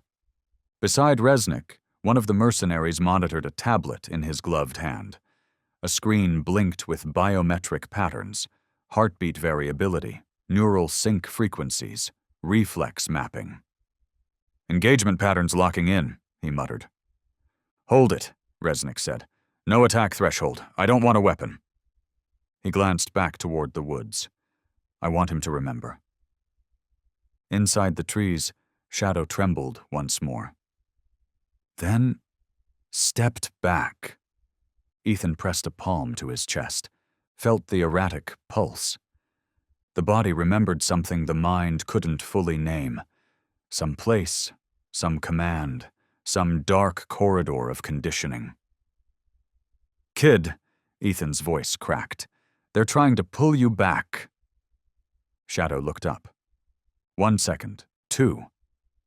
And then his eyes lowered. Not in surrender, but in resistance. A low, grating sound rumbled in his throat. Then he turned. Away from the signal. Ethan didn't hesitate. He pulled the bag tight across his chest, eyes on the dog. "Run!" And this time, Shadow didn't wait. The forest thickened around them. Ethan and Shadow moved through layers of decaying underbrush, weaving between towering trunks draped in moss. The late afternoon sun pierced the canopy in broken shards, laying trembling light across Ethan's sweat-soaked shoulders and the dark, still shivering fur along Shadow's back. No one pursued them. No sirens, no gunshots. But the silence behind them was the worst sign of all. Victor Resnick didn't chase out of desperation. He let Ethan run minus, because he wanted to follow, not to lose. Ethan veered onto an old trail, barely visible beneath fallen leaves and ferns. It wound deep into the part of the forest that had once served as a semi-military training ground, back when Ethan still wore a badge and a rank. It had long since been reclaimed by deer tracks and vines, but he remembered every dip in the earth, every bend where they used to plant tripwires. The canvas bag bounced softly on his back with every step. Inside, the military laptop, the rusted metal tag marked K9X, several printed documents from the Revenant archive, and the undeniable truth. Shadow had once been property. Now he wasn't. "They'll come back," Ethan panted as he reached a sloping ridge near a fallen tree. He crouched beside Shadow, eyes scanning the tree line behind them, where the last light of day was beginning to die. "But this time, they're not just here to erase you."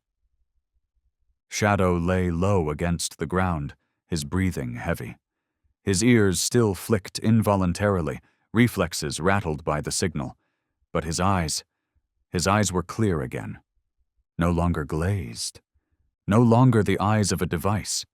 They were the eyes of something that knew. He had been chosen again. Ethan unzipped the bag and pulled out the corroded tag.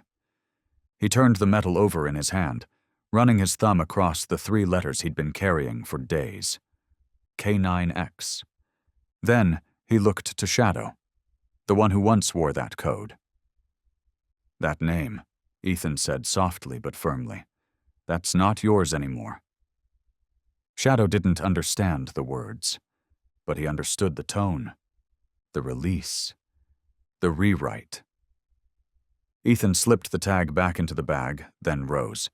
He placed a steady hand on Shadow's head. No command, no leash. Then together, they moved west.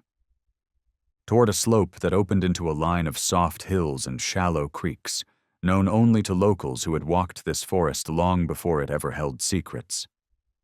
It wasn't a perfect hiding place, but it wasn't about hiding anymore. It was the beginning of living, not surviving. And as their shapes faded into the gathering dusk, the last sliver of sunlight reached the porch of the empty house, where Victor Resnick stood motionless, watching the trace of their escape fade into the trees. He didn't follow. He didn't need to.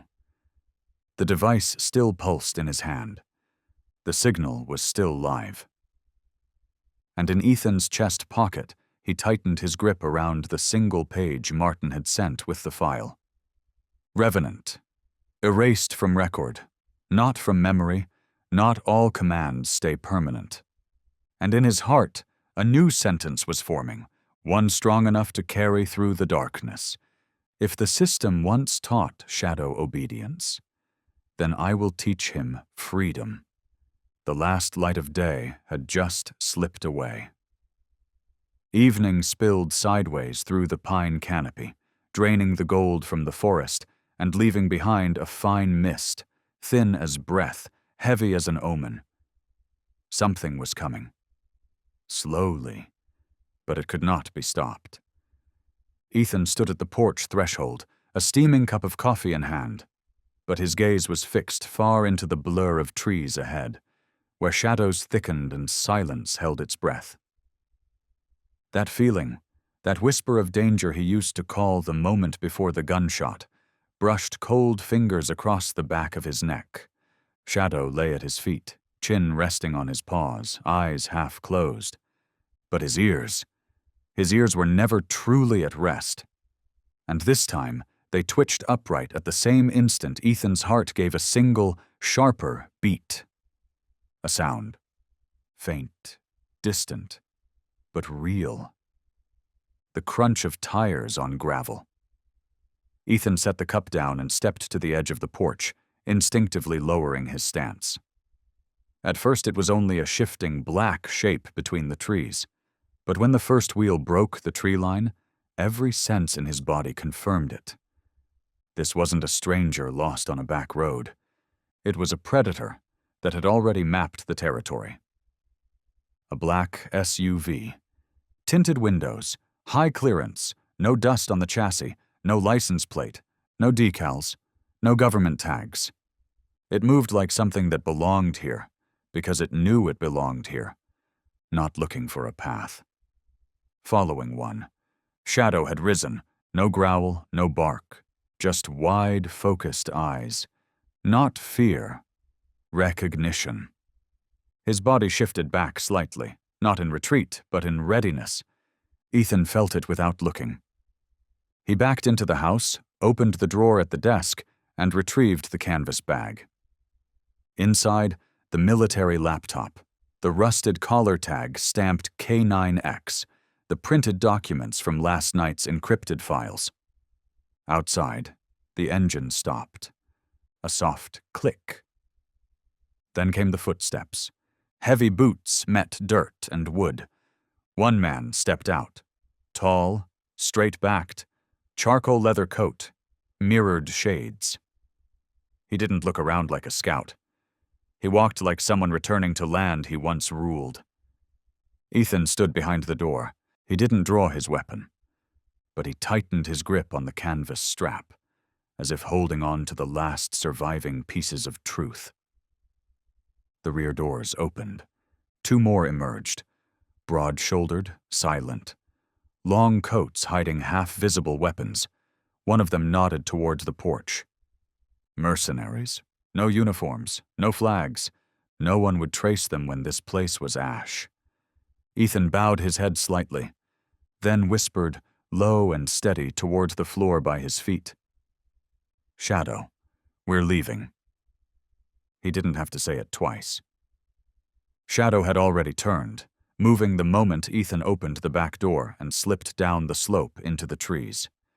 And behind them, where the sunset had just vanished, the silhouettes of 3 men stood still, as if waiting for the past to come home and surrender itself. The old lighthouse stood on the edge of a cliff that jutted into the sea, marked on local maps as non-operational erosion hazard. But Ethan knew better. The lighthouse hadn't fallen. It had just been forgotten. And sometimes, the places the world forgets are the only ones left where it's safe to breathe. It had taken him and Shadow nearly half a day to cross the ridge, weaving along an old trail that skirted the mountainside through a cathedral of ancient pines. The path was blanketed in needles, broken branches, and tangled roots. No tire marks, no footprints. Only the wind, hissing through crags, carrying salt and old memories. Finally, as the sun tilted westward, the tower emerged. Weather-worn, lichen-covered, but still standing, like an old soldier too stubborn to collapse. Ethan paused in front of the rust-streaked iron door. One side hung crooked. The other refused to yield until he pressed both shoulders into it, shoving with a quiet grunt. The hinges gave a long, aching creak, like the exhale of a forgotten machine. Inside, it was unchanged. Dust draped every surface, cobwebs stitched across ceiling beams. A wooden desk sagged with rot and age, but the concrete bones of the structure held. The lower level was dry. The electrical grid had long since died, but Ethan had brought flashlights and spare batteries. He set the canvas bag down, unzipped it. Inside, the military laptop, the printed files, the rusted collar etched with K9X, everything intact, and beside them, a folded olive-green blanket. Old, frayed, tucked there like the echo of something once routine. Shadow followed him in without being called. He didn't sniff or pace like most dogs entering unfamiliar ground. He simply stood still, took in the space, slowly, as if it wasn't unfamiliar at all. As if he had been here once, or somewhere like it. A decommissioned base, maybe. A facility near the sea. A place with salt in the walls, rust on the rails, and the scent of discipline in the air. Ethan didn't speak. He unfolded the blanket and spread it along the far wall, opened the high window to let in the breeze, then sat beside a moss-gray patch of stone, legs stretched out back against the wall. Outside, the waves crashed softly against the cliff face, like whispers from an old friend. Shadow lay down opposite him, close to the wall. He didn't whimper, he didn't shift, but his eyes, watching through the slit of the open window towards the endless sea, began to change. And Ethan knew, without needing to be told, that here, between wind and stone and the sound of water, Shadow would no longer listen for orders. He would start listening for himself. That first night at the lighthouse, the wind pressed hard through the warped wooden door, slipping through cracks and broken seams. It carried with it low, muffled tones, like orders broadcast through a damaged intercom. Above them, the tin sheets of the roof shivered gently, creating a rhythm. Repetitive, cold, mechanical. And every time the sound returned, Shadow lifted his head. Not urgently, not in fear, but instinctively. His eyes widened, pupils narrowing, locking onto the direction of the sound as if something unspoken was waiting there. His ears perked, his body tensed, not in panic but in precision, like a soldier who hears a muster horn, long after the war is over. Ethan noticed. He said nothing. He only watched, silently, like a physician witnessing a patient wander through memories no one else could enter. The wind moaned against the door again. The metal shook above. Then, distantly, the sharp, broken cry of a gull, high, splintered, fading in and out. Shadow froze again. But this time, when he turned his head, the change was different. No longer the wired reflex of combat readiness, but something else, something harder to name.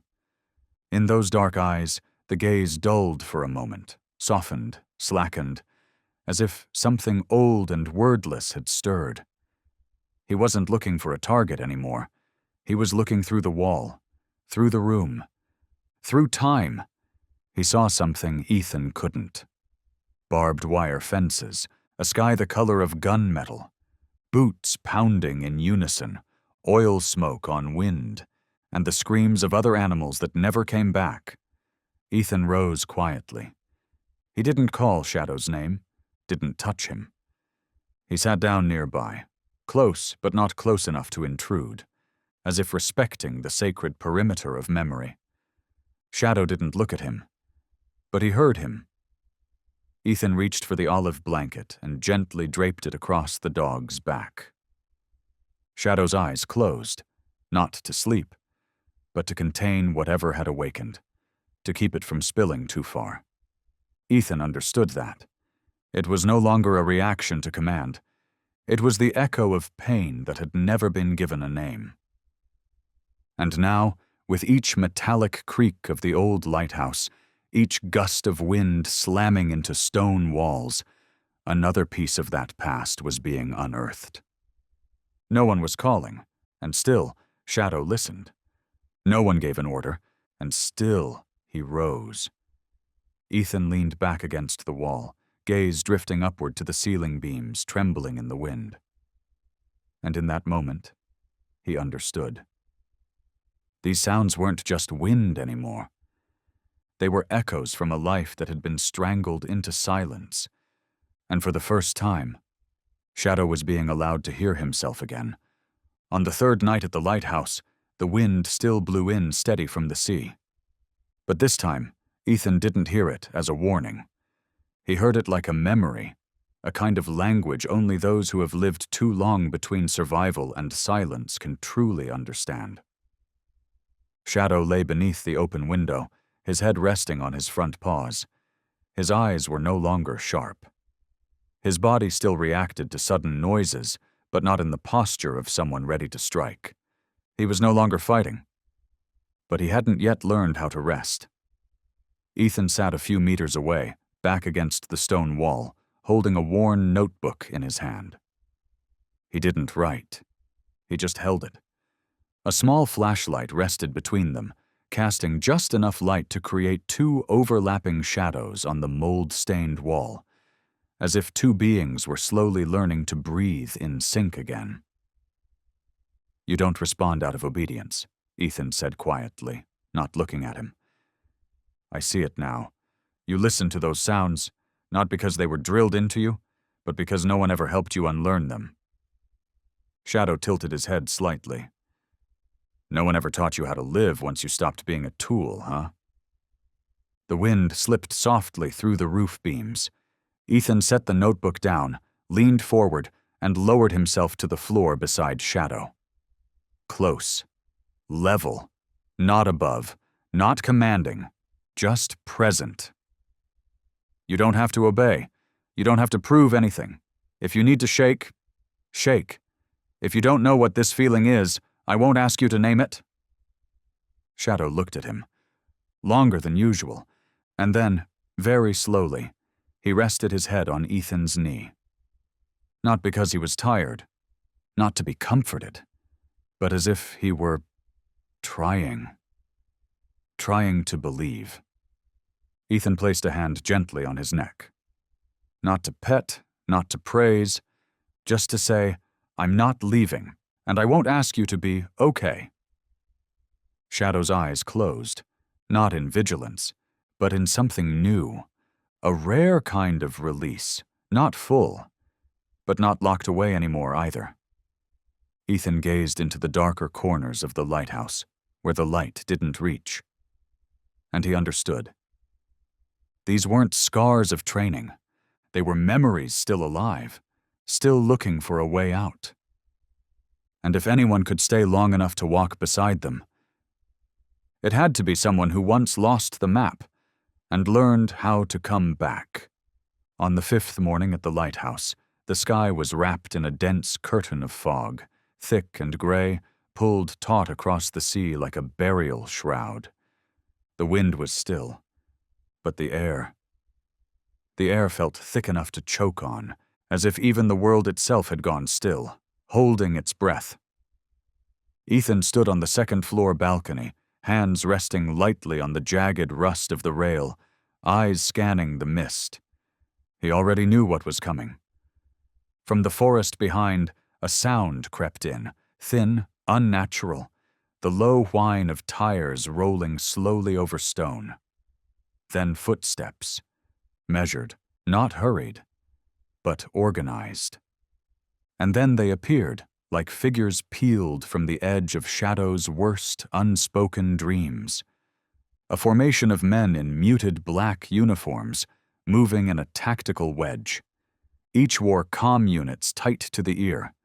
No insignias, no ranks, no license plates on the trucks they came in. But Ethan didn't need more signs. At the center of the formation, like the blade of a knife exactly where it was meant to be, stood Victor Resnick. Same slate-gray coat, same buzzed hair, same eyes that never needed to blink to know exactly where you'd run. This time he didn't carry the small cylindrical device. Now he held something else. A flat, black controller, lined with signal lights, frequency dials along one edge. His finger already rested on the touchpad. Ethan turned back into the tower. Shadow was standing in the center of the room, panting, ears stiff. He hadn't seen Victor, but he felt him. Ethan stepped toward him slowly. "Kid," he said softly. Shadow turned his head. And at that exact moment, click. A barely audible pulse was released, soundless to human ears. But inside Shadow's mind, it screamed like a siren. His body shuddered, like ice water poured down his spine, ears dropped, eyes wide, frozen in place. One leg twitched forward, just barely, like a command had surfaced from the grave, telling him to move, but not telling him where. "No, not now," Ethan whispered, stepping closer, hand raised, not to touch, but to speak through presence, to give Shadow a voice to focus on, a real voice, not a signal. Shadow's breathing fractured into short, desperate bursts. The edge of his lip trembled. His ears didn't move. This wasn't readiness. This was a soul being dragged back to the one place it once wanted to die. Ethan stepped back, and Shadow's eyes began to shift. Toward him, Shadow stood frozen in the narrow room of the lighthouse, where pale light spilled in through the high window and fell in patches across the worn wooden floor. His dark coat bristled with each breath, shallow and rapid. The air around him seemed to waver, not from the wind, but from something shifting inside. Ethan took half a step back. He knew that look, knew the tremble at the edge of action. Shadow was standing at the threshold, between the self he was becoming and the weapon he had once been made to be. "Shadow," Ethan said. His voice didn't rise, but each word landed like weight on a wire. "It's me." Shadow blinked. Then, suddenly, he launched. No growl, no sound, just a single clean strike, fast, low, precise. Ethan didn't run. He didn't take another step back. His hand stayed where it was, open, not in defense, not to fight. In a tenth of a second, Shadow's eyes swept across the space between them, not seeing man or enemy, but something else. A void. A fractured place where instinct, memory, reflex, and fear clashed like shards of broken mirror. And then, just before his jaws could close around Ethan's wrist, he stopped. His eyes locked onto Ethan's. And in that heartbeat of stillness, everything held. No one moved, no one breathed, only two gazes met. One that had once commanded, one that had once obeyed, now caught in a space that asked only one question. "Do you trust me enough to stay?" Shadow trembled violently, his head tilted, a sharp hiss of breath escaping through his teeth, like trying to swallow a command that didn't belong to him anymore. His nails slipped slightly across the floor, his hind legs taut, poised, but he didn't leap again. Ethan stayed exactly where he was. His eyes never wavered. He didn't plead, didn't flinch. He looked at Shadow the same way he did the first time, when he pulled him from the ocean. As a life, not a code, not a command chain. Shadow blinked again, and the tension inside him broke. But not toward Ethan. He turned, veering in another direction. The room fell to stone silence. After the charge, the near impact, and the sudden halt, Shadow now stood suspended between two worlds. Behind him, the command still pulsing from a signal he hadn't asked for. Ahead of him, a man who brought nothing but trust. His breath came in shallow bursts, ears pinned back, but his eyes had changed. No more turmoil, no more fog, only a quiet stillness.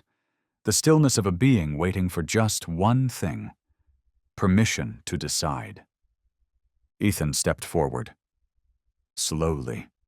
Each footfall peeled back a layer between a past hardwired into flesh and a present rebuilt, day by uncertain day. When they stood a single arm's length apart, Ethan stopped. He didn't kneel, he didn't lower himself.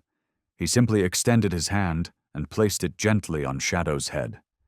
Not like a master laying claim to a pet, but like one soul touching another, a silent ritual of equality. His hand trembled slightly, but his voice did not. If you choose, then choose now. No command, no guidance. The words didn't lead. They opened. A space, a doorway. One only Shadow could step through. A breeze passed through the window, lifting the last strands of evening light across the weathered stone wall. Shadows spilled like ink across the floor, blurring what once was, but sharpening what still could be.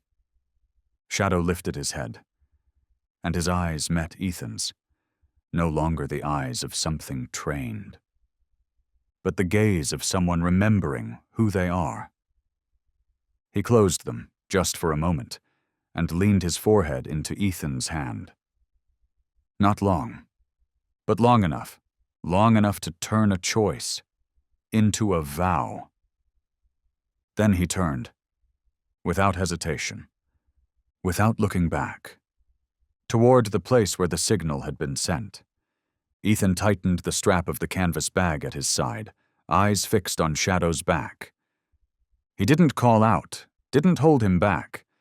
He followed, not as a handler, not as a rescuer, but as someone who had just been chosen again, as a companion. Outside the lighthouse, the fog was beginning to dissolve, carried off by the rhythm of sea winds pushing in from the horizon. Victor Resnick stood in the center of the cracked concrete yard, his grip firm around the frequency controller. He held it like an inverted cross, no longer a symbol of salvation, but one of control. His expression bore no rage, no triumph, only the cold certainty of a man who believed every piece on the board would eventually return to the place he had chosen for it. R7, he whispered. Return to position. He pressed the button. A wave of ultra-low frequency pulsed outward, silent, invisible, sharp as a scalpel. And then, Shadow stepped out from the lighthouse door, his eyes locked on Victor. No growl, no snarl, no threat. Just a gaze that had never existed in any of the Revenant Project's case files. Victor pressed the button again. The device in his hand gave a small hum. One of its signal bars shifted from amber to red. Target acquired. Response threshold reached. R7, he said again, louder this time. Lie down. Shadow kept walking, not like a soldier returning to command, but like something awakened from a long, terrible sleep, walking back toward the one who once chained him inside it. Victor frowned.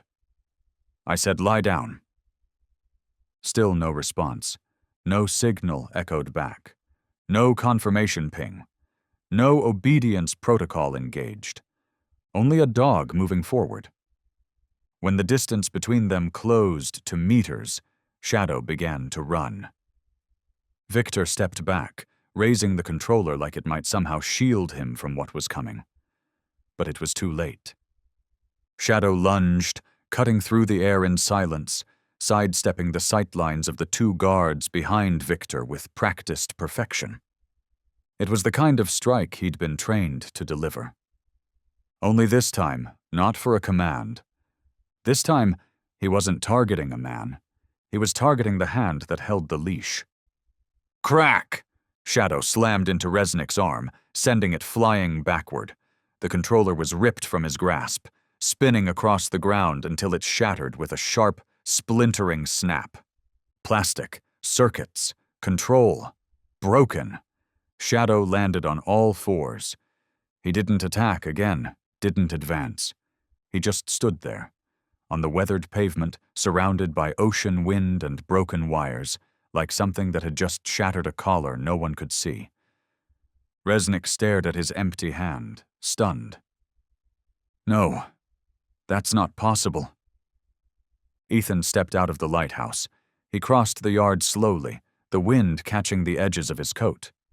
He didn't reach for a weapon. He didn't shout. He simply stopped, between Resnick and Shadow. He made his choice, Ethan said. No codes, no commands. Resnick's eyes narrowed. You think that's the end of this? Ethan met his gaze, not with fury, but with frost. No, he replied, but this is where it begins. Behind him, Shadow stepped forward, then stopped at Ethan's side, shoulder to shoulder. No bowed head, no trembling. He just stood. For the first time, not as a weapon, but as something free. Resnick fell to the darkened concrete, his scraped hand catching on the fractured shards of the control device, the very thing that once allowed him to dictate the movements of dozens of numbered lives. Now, it was nothing more than cracked plastic. Silent. Dead. Blood slipped from his left arm, where Shadow's shoulder had hit during the final interception. Not a fatal strike, but enough to bring him down, to a place he never imagined himself, without the reins.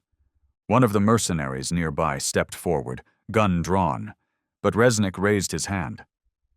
Number, stand down. His voice rasped, dragging itself through dust and defeat. But sir, it's over, Resnick cut in, eyes locked on Ethan and Shadow still standing in front of him, like two immovable silences in a world that once obeyed him without question. We don't control it anymore, he exhaled, and if it can't be controlled, it isn't an asset. Ethan didn't move. He let Resnick say the one thing he never thought he'd need to admit, that the so-called weapon now knew how to say no. A gust swept through the yard, laced with salt air and the bitter scent of something scorched, not gunpowder, but power, burned down to ash. Resnick pushed himself upright, staggered toward the waiting SUV. No one helped. No one spoke. The entire strike unit, men who once followed every nod of his head, stood motionless, like statues losing their purpose. Because no one knew better than they did. When a program loses its signal, it isn't broken. It's rewriting itself. Resnick stepped into the back seat and turned once more, not to look at Shadow, but to glimpse his own reflection, mirrored in the eyes of the one he once designed. No hatred, no blame, just irrelevance.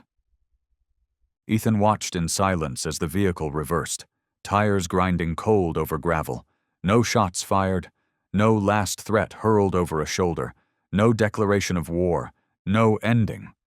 Only a man who once held control, now realizing the thing he created had stepped beyond his reach. The wind that followed the confrontation no longer carried threat.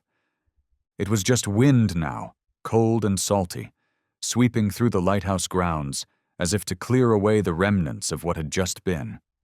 Ethan stood in the fractured yard, the last pale light of day stretching his and Shadow's silhouettes across the cracked concrete like shadows from a life that almost ended too many times. The SUV carrying Victor and the others had vanished into the fog. No goodbyes, no declarations. No one claimed victory, because the only one who truly left with something new wasn't Victor. It was Shadow. He stood beside Ethan, shoulder to shoulder, head tilted ever so slightly, like he was listening for something no one else could hear. His breathing had steadied. The tension once wired into his muscles was gone. What remained was presence, simple, fragile, real. Ethan bent down. For the first time since pulling him from the sea, he embraced him. Not like a handler hugging a trained dog, not as comfort for a job completed, but as one survivor holding another, no orders, no expectations, just two lives that still needed each other. His hand rested on Shadow's back, so gently it barely registered. And yet, it was that very softness that made Shadow shiver.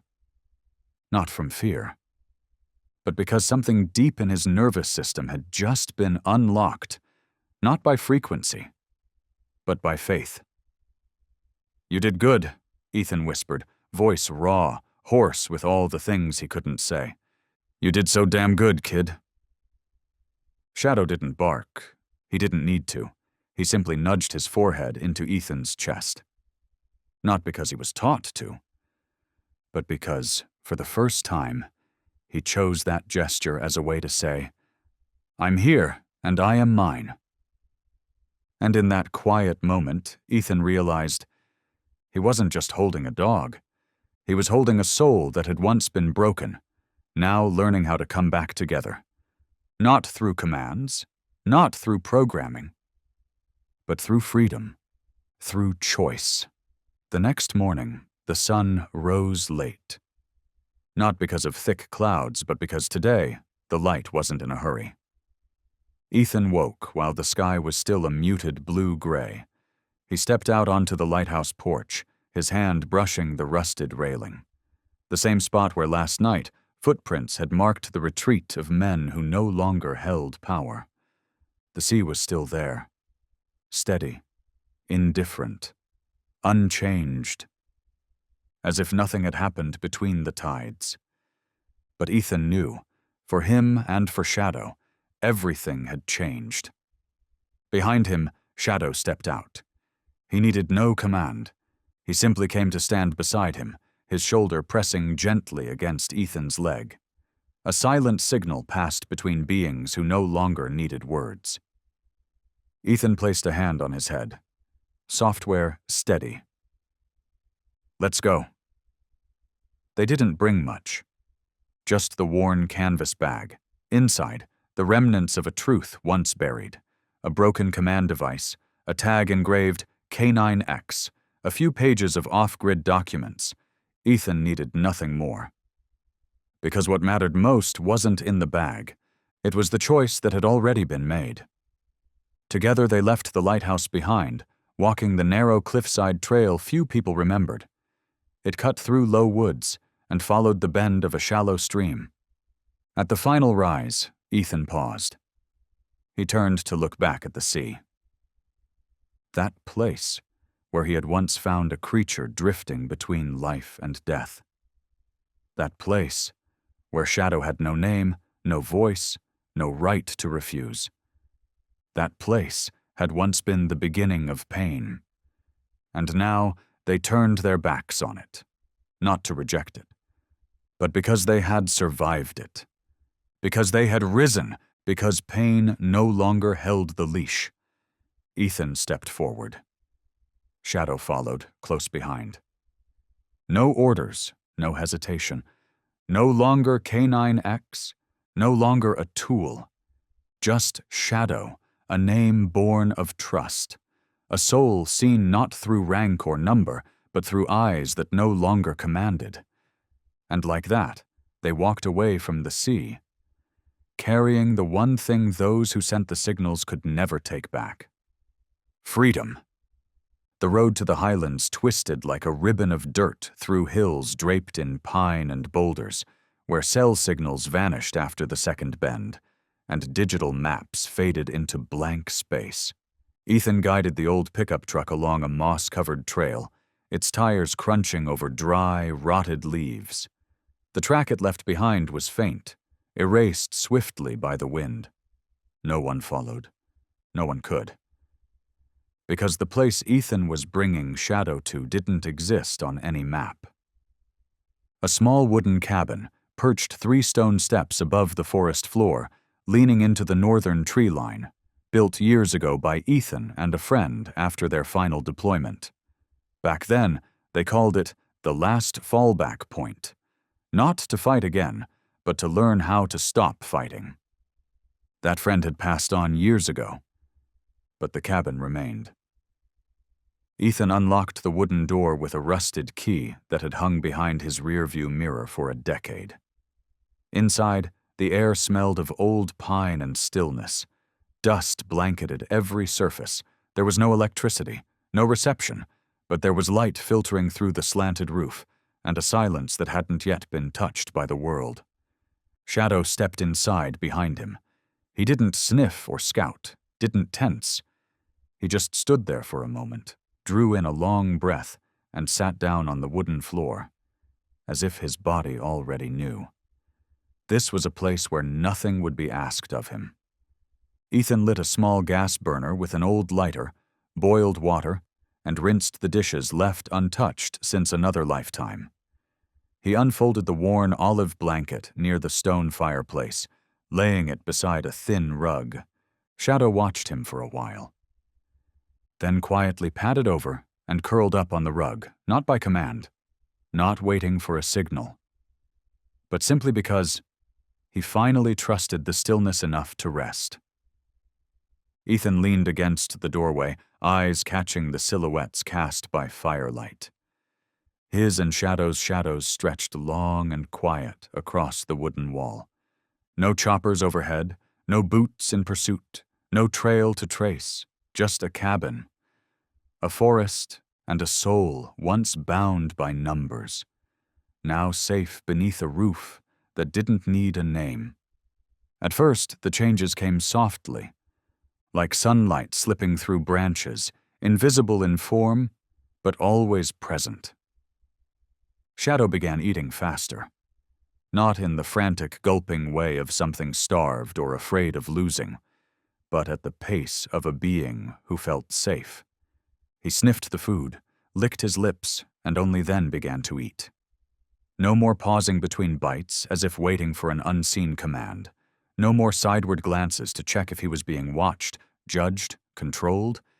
He ate as if that, in itself, was the most natural thing a living creature could do. At night, Ethan left the cabin door ajar, letting the highland breeze roll in. In the beginning, Shadow still curled tightly by the farthest wall, ears twitching at every creak from the forest outside. But by the third night, he stopped shifting in his sleep.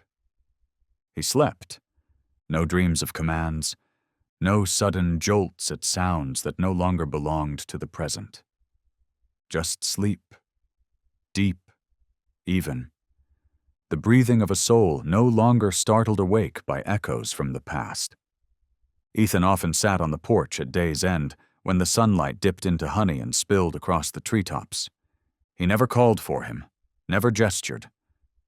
But sometimes, Shadow would come out on his own, settle at Ethan's feet. No leaning, no asking, just being there.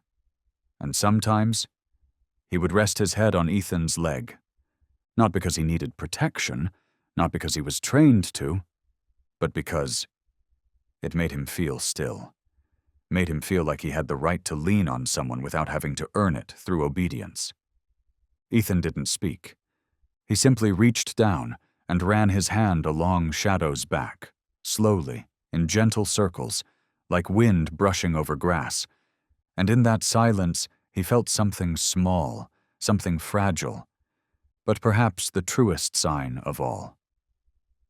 That shadow was healing.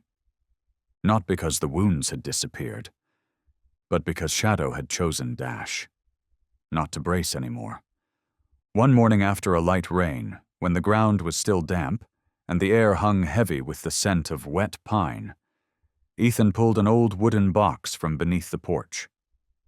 The box was darkened with age, hinges rusted, but inside, the carving knives, sandpaper, and square blocks of pine remained intact, untouched by time. Shadow lay a few meters away, beneath the shadow of a tree, watching. He didn't come closer, didn't tilt his head with curiosity. But his eyes followed every movement, quiet, steady, present. Ethan sat on the stone step, placed the block of wood on his knee. He drew the blade across the grain, slow, deliberate strokes. The pine was still slightly damp, but soft enough for each line to glide with ease. The first letter emerged. S. Ethan smiled, not because it looked perfect, but because it felt right. Letter by letter, he carved the name with the kind of care you reserve for something sacred. Not grand, but full of meaning. No more K9X, no more numbers, no more call signs. Just a name, not one used to summon him into combat, but one meant to bring him home. Shadow. Ethan sanded the surface gently, brushing the dust aside with his fingers. The name stood firm, etched deep into the wood, rough around the edges but strong, like the one who had survived every storm. He drilled 2 small holes into the top, threaded a thin leather cord through. Not for a leash, not for control, just for him to wear if he ever chose to. Ethan walked over to where Shadow lay and sat beside him. He held the plaque out in front. "This is yours." Shadow lifted his head, nosed the wood softly. He didn't lick it, didn't react out of instinct. He just looked at it for a long time. And then he lay down, resting his head on Ethan's knee. No permission asked, no command awaited. Because sometimes, being called by your true name is a way of being born again. Ethan tied the wooden plaque beside Shadow's bed, not around his neck. Then stepped back, stood in silence. A small block of pine, carved with a name no longer stored in any database, no longer tied to a mission, no longer stamped with purpose or protocol. Only one reason for being now: to live, and to be called by choice. Shadow. That morning held nothing extraordinary, just a crisp highland dawn, the kind where the wind was soft, the sky wide, and the sunlight spilled across the yard like a thin linen sheet laid gently over green grass. Ethan was rinsing his hands beneath the spigot on the porch when he heard a strange sound from behind the cabin. A soft thud, then the quiet roll of something bumping through dirt. He paused, turned his head. Shadow was nudging an old tennis ball, the kind Ethan had tossed haphazardly into a pack long ago, never intending to use. The ball was worn, yellowed, stained with time and trail mud. But to Shadow, it might as well have been a newly discovered planet. He didn't bite, didn't shred it, just pushed it gently, little by little, with his nose, then circled back. Not out of instinct, not for reward, but simply because he wanted to. No command, no handler nearby, no structure to follow, just a creature rediscovering joy in motion. Ethan stood still beneath the soft sunlight, his hand frozen on the spigot. He didn't smile wide. He just exhaled, slow and quiet, because what he had just witnessed wasn't grand, wasn't heroic. It was something simpler, rarer. A dog playing, And for Shadow, that had never been a small thing. A being who once knew only how to respond to signals, who once curled into corners beneath the weight of programming and invisible tethers, was now chasing a dirty old tennis ball across the grass, in the sun, on his own. Shadow paused, pushed the ball toward a bush, then turned to look at Ethan. Not to ask for approval, not for a treat, but as if to say, "You see? I know how to do this." Ethan gave a small nod, eyes never leaving him. "Yeah," he said softly, just loud enough for the morning to hear. "I see it." And in that quiet, unscripted moment, nothing dramatic happened. Except for one thing. The darkness had learned how to chase the light. That afternoon, the sunlight was soft, and the wind carried the scent of freshly cut grass. That kind of smell, just damp enough, just earthy enough, to stir up childhood memories Ethan could no longer name, but hadn't quite forgotten either. They walked together down the narrow dirt path behind the cabin, toward a wide clearing near the forest's edge, a place that used to serve as a supply drop zone, back when Ethan was still with the rescue unit. Now the grass had reclaimed it, lush, untrimmed, a little wild, but harmless. Ethan carried an old tennis ball, not to train, just to see if maybe Shadow still liked it like he had that morning. Shadow walked beside him, his gait more relaxed now. Not silent like a shadow anymore, but not exactly bounding with energy either, just natural. When they reached the center of the field, Ethan sat down in the grass, the ball resting quietly in front of him. He didn't call. He just looked at Shadow. "Up to you." Shadow stood there for a moment, head tilted slightly, as if reading the landscape.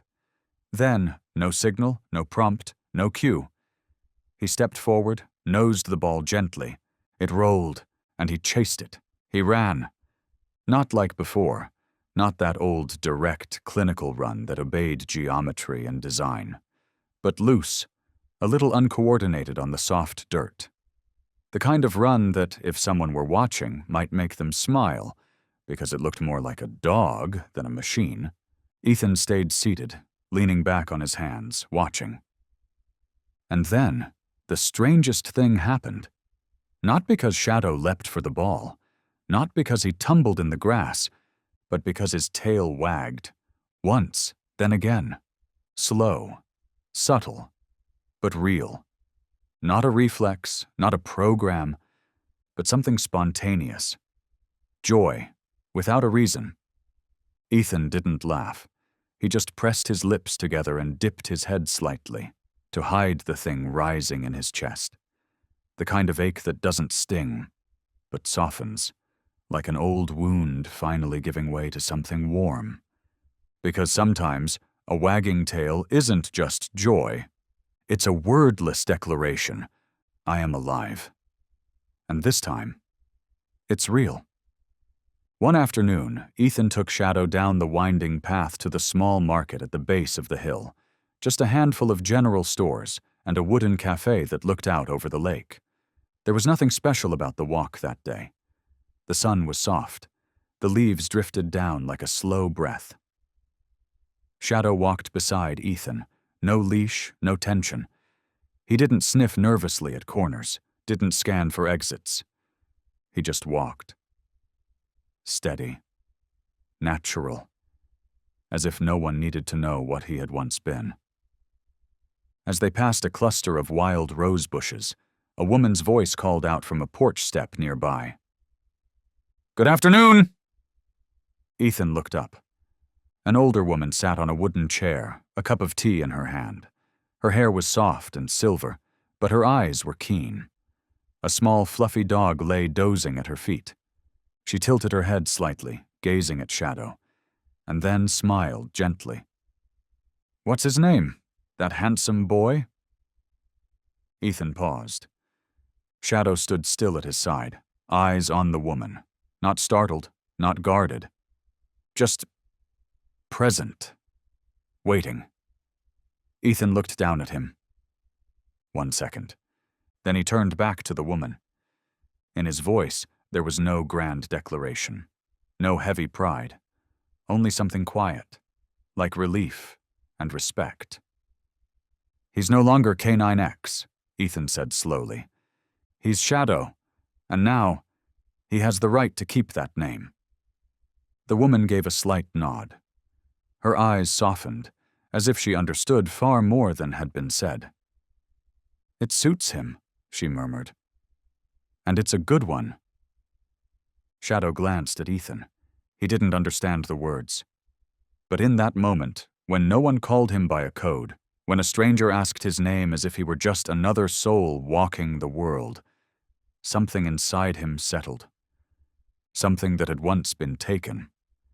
Now it had been called back, and it would stay, not by command, not by classification, but by a name. Shadow. Morning arrived slow, golden and warm. Sunlight filtered through the slats of the porch roof like breath through old wood, steady, soft, and unhurried. Ethan set his coffee mug down on the counter, wiped his hands on a coarse apron, then reached for a small wooden box he had tucked into the corner of the kitchen since the day they moved in. Inside, there were only 2 things. The first, a torn collar, weathered leather frayed by salt water, its metal clasp rusted and stained with years of ocean air. Fixed to the front was a steel tag, dulled and nearly unreadable. It bore a faint, almost ghost-like engraving, K9X. The second, a wooden nameplate, carved by hand, the letters rough but solid, not perfect, but real, a name that had not been assigned, but chosen. Shadow. Ethan said nothing. He walked to the wooden wall beside the kitchen window, where the morning light streamed in on an angle, turning the space into a quiet, framed, still life. And there, side by side, he hung both items, not to divide them, but to see them as one line, one arc. On one side, what once confined him. On the other, what he chose to carry forward. They weren't opposites. They were continuation, and between them hung something no wood or metal could ever hold. Change. Forgiveness. And a journey no one, not even the ones who built him, could have imagined. A subject choosing his own future. Ethan stepped back. He didn't look at them like trophies. He looked at them like someone witnessing survival. That afternoon, the highlands turned gold. Late sun spilled across the tin roof and fell in long slants over the stretch of earth behind the cabin. No one said this day was special, but some days don't need to be announced. They become milestones just by being lived. Ethan placed an old wooden chair beneath a row of pines out on the porch. Beside it, a thin blanket was spread out on the grass. Not as a request. Just there, in case someone might want to lie down. And Shadow did. Not from command, not from a glance. He simply chose the spot closest to Ethan and settled into the sun and the grass as if, finally, there was nothing left to guard. There was no music, no conversation, only the wind slipping through pine needles, the soft creak of trees touching in the breeze, and the slow, steady rhythm of 2 breathing beings. Once broken, now, sharing peace neither of them had ever dared believe was real. Ethan sat with elbows resting on his knees, his gaze drifting toward the place where the sun was folding behind the mountains. He wasn't searching. He wasn't explaining. He was just sitting. And beside him, Shadow, still unguarded, was looking in the same direction. Not trying to understand, just present. And sometimes, the most sacred thing in a life isn't action, isn't words, it's presence, full, unconditional, undemanding. And today, beneath a nameless sunset, Ethan understood. This was it. Not the end, but the first time they no longer needed to begin again. The sun had nearly vanished behind the mountains. The last threads of light shimmered through the tree canopy, curling golden paths across the edge of the porch roof, like quiet stitches mending the wounds of a long day. Ethan remained still in the wooden chair, hands resting slack in his lap, his back slightly curved with the familiar ache of a man who once carried heavy packs but now only wished to set everything down. Beside him, Shadow lay unmoving, his head resting on the edge of a worn blanket. Eyes gently closed, ears no longer twitching at each distant sound. Just listening. Ethan watched him for a long while, not like someone watching a dog, but like one survivor seeing another soul who had survived in their own way. In the cold, slow breath of twilight wind, Ethan leaned ever so slightly toward him and whispered, "Not everything that's broken stays broken." His voice was low, but it didn't need to be loud, because those words weren't meant for ears. They were meant for something deeper, for the place inside that had once been crushed by fear, by loss, by trust taken too soon and too often.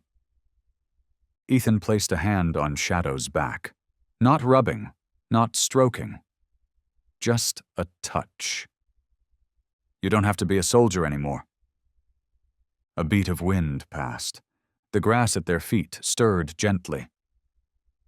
"You only need to be yourself."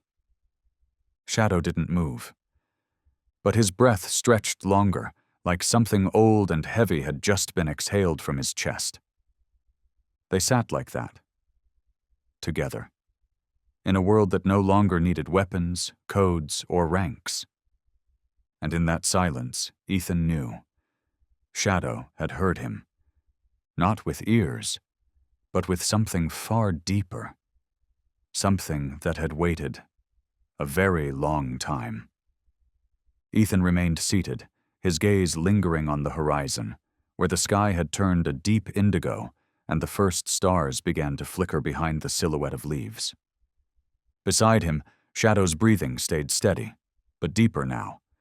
He no longer lay facing outward, no longer alert or watchful. For the first time, he was lying there simply because he wanted to. Ethan said nothing more. The words that needed to be spoken had been spoken. The wounds, they didn't need to be touched to be known. A breeze passed through, light and quiet. And then, like a movement unprogrammed, untouched by any old command, Shadow lifted his head, inched closer, and gently rested it on Ethan's lap.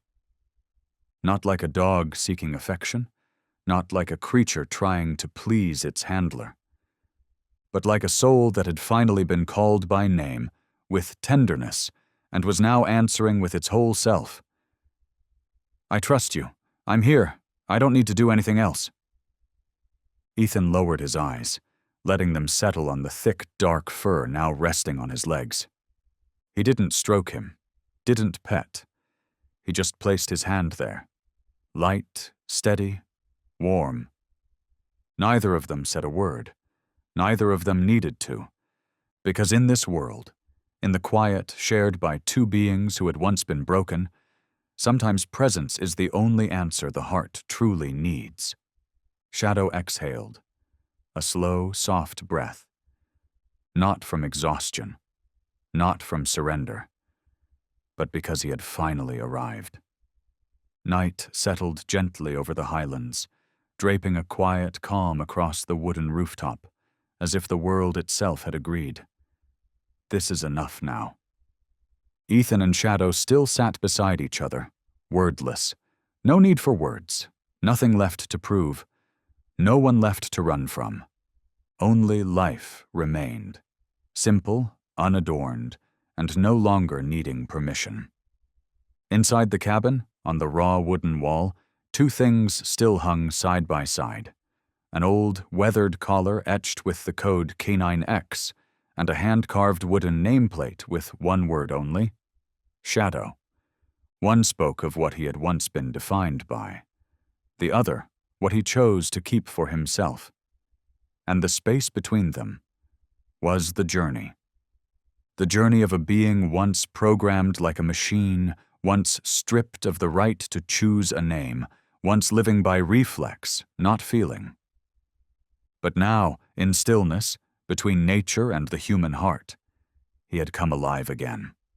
No longer a number, no longer a project, no longer a soldier, but a dog, a soul, a friend. And when Ethan lowered his head, gently touching his forehead to Shadow's, he wasn't thinking of battles survived or the times they almost didn't make it. He thought of that morning Shadow chased a ball, of the afternoon he wagged his tail for the first time, of those nights when he no longer woke up mid-dream, trembling. He thought of the small things, the ones that, in the world of healing, become too vast to measure in any human language. German Shepherds have long been known for their loyalty, courage, and incredible working ability. But what no one can teach them, what no one can take away, is their ability to love with every fiber of who they are. And when that love is met with kindness, with time, with patience, it doesn't just save the dog, it saves the one who dared to believe in it. And there, between scars and echoes, a being once controlled by command had found freedom by his own will. Shadow's story is not just the healing journey of a dog once programmed like a machine. It is a living testament to the power of presence, of patience, and of unconditional love. From a life defined by a serial number, Shadow was called again by a name, not to recall what was lost, but to affirm what now exists. He is his own.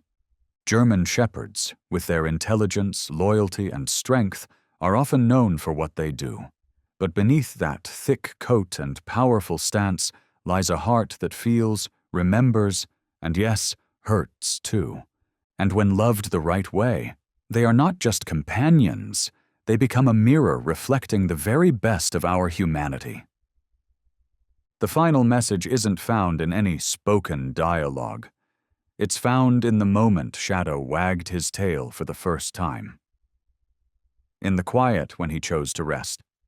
Not because he was told, but because he trusted. In the way he laid his head on Ethan's lap, without command, without permission. That is freedom. Not the kind that is granted, but the kind that is chosen. And if there is one truth to hold on to from this story, let it be this: every soul, no matter how wounded, conditioned, or forgotten, deserves a chance to come alive again, in the name they choose for themselves.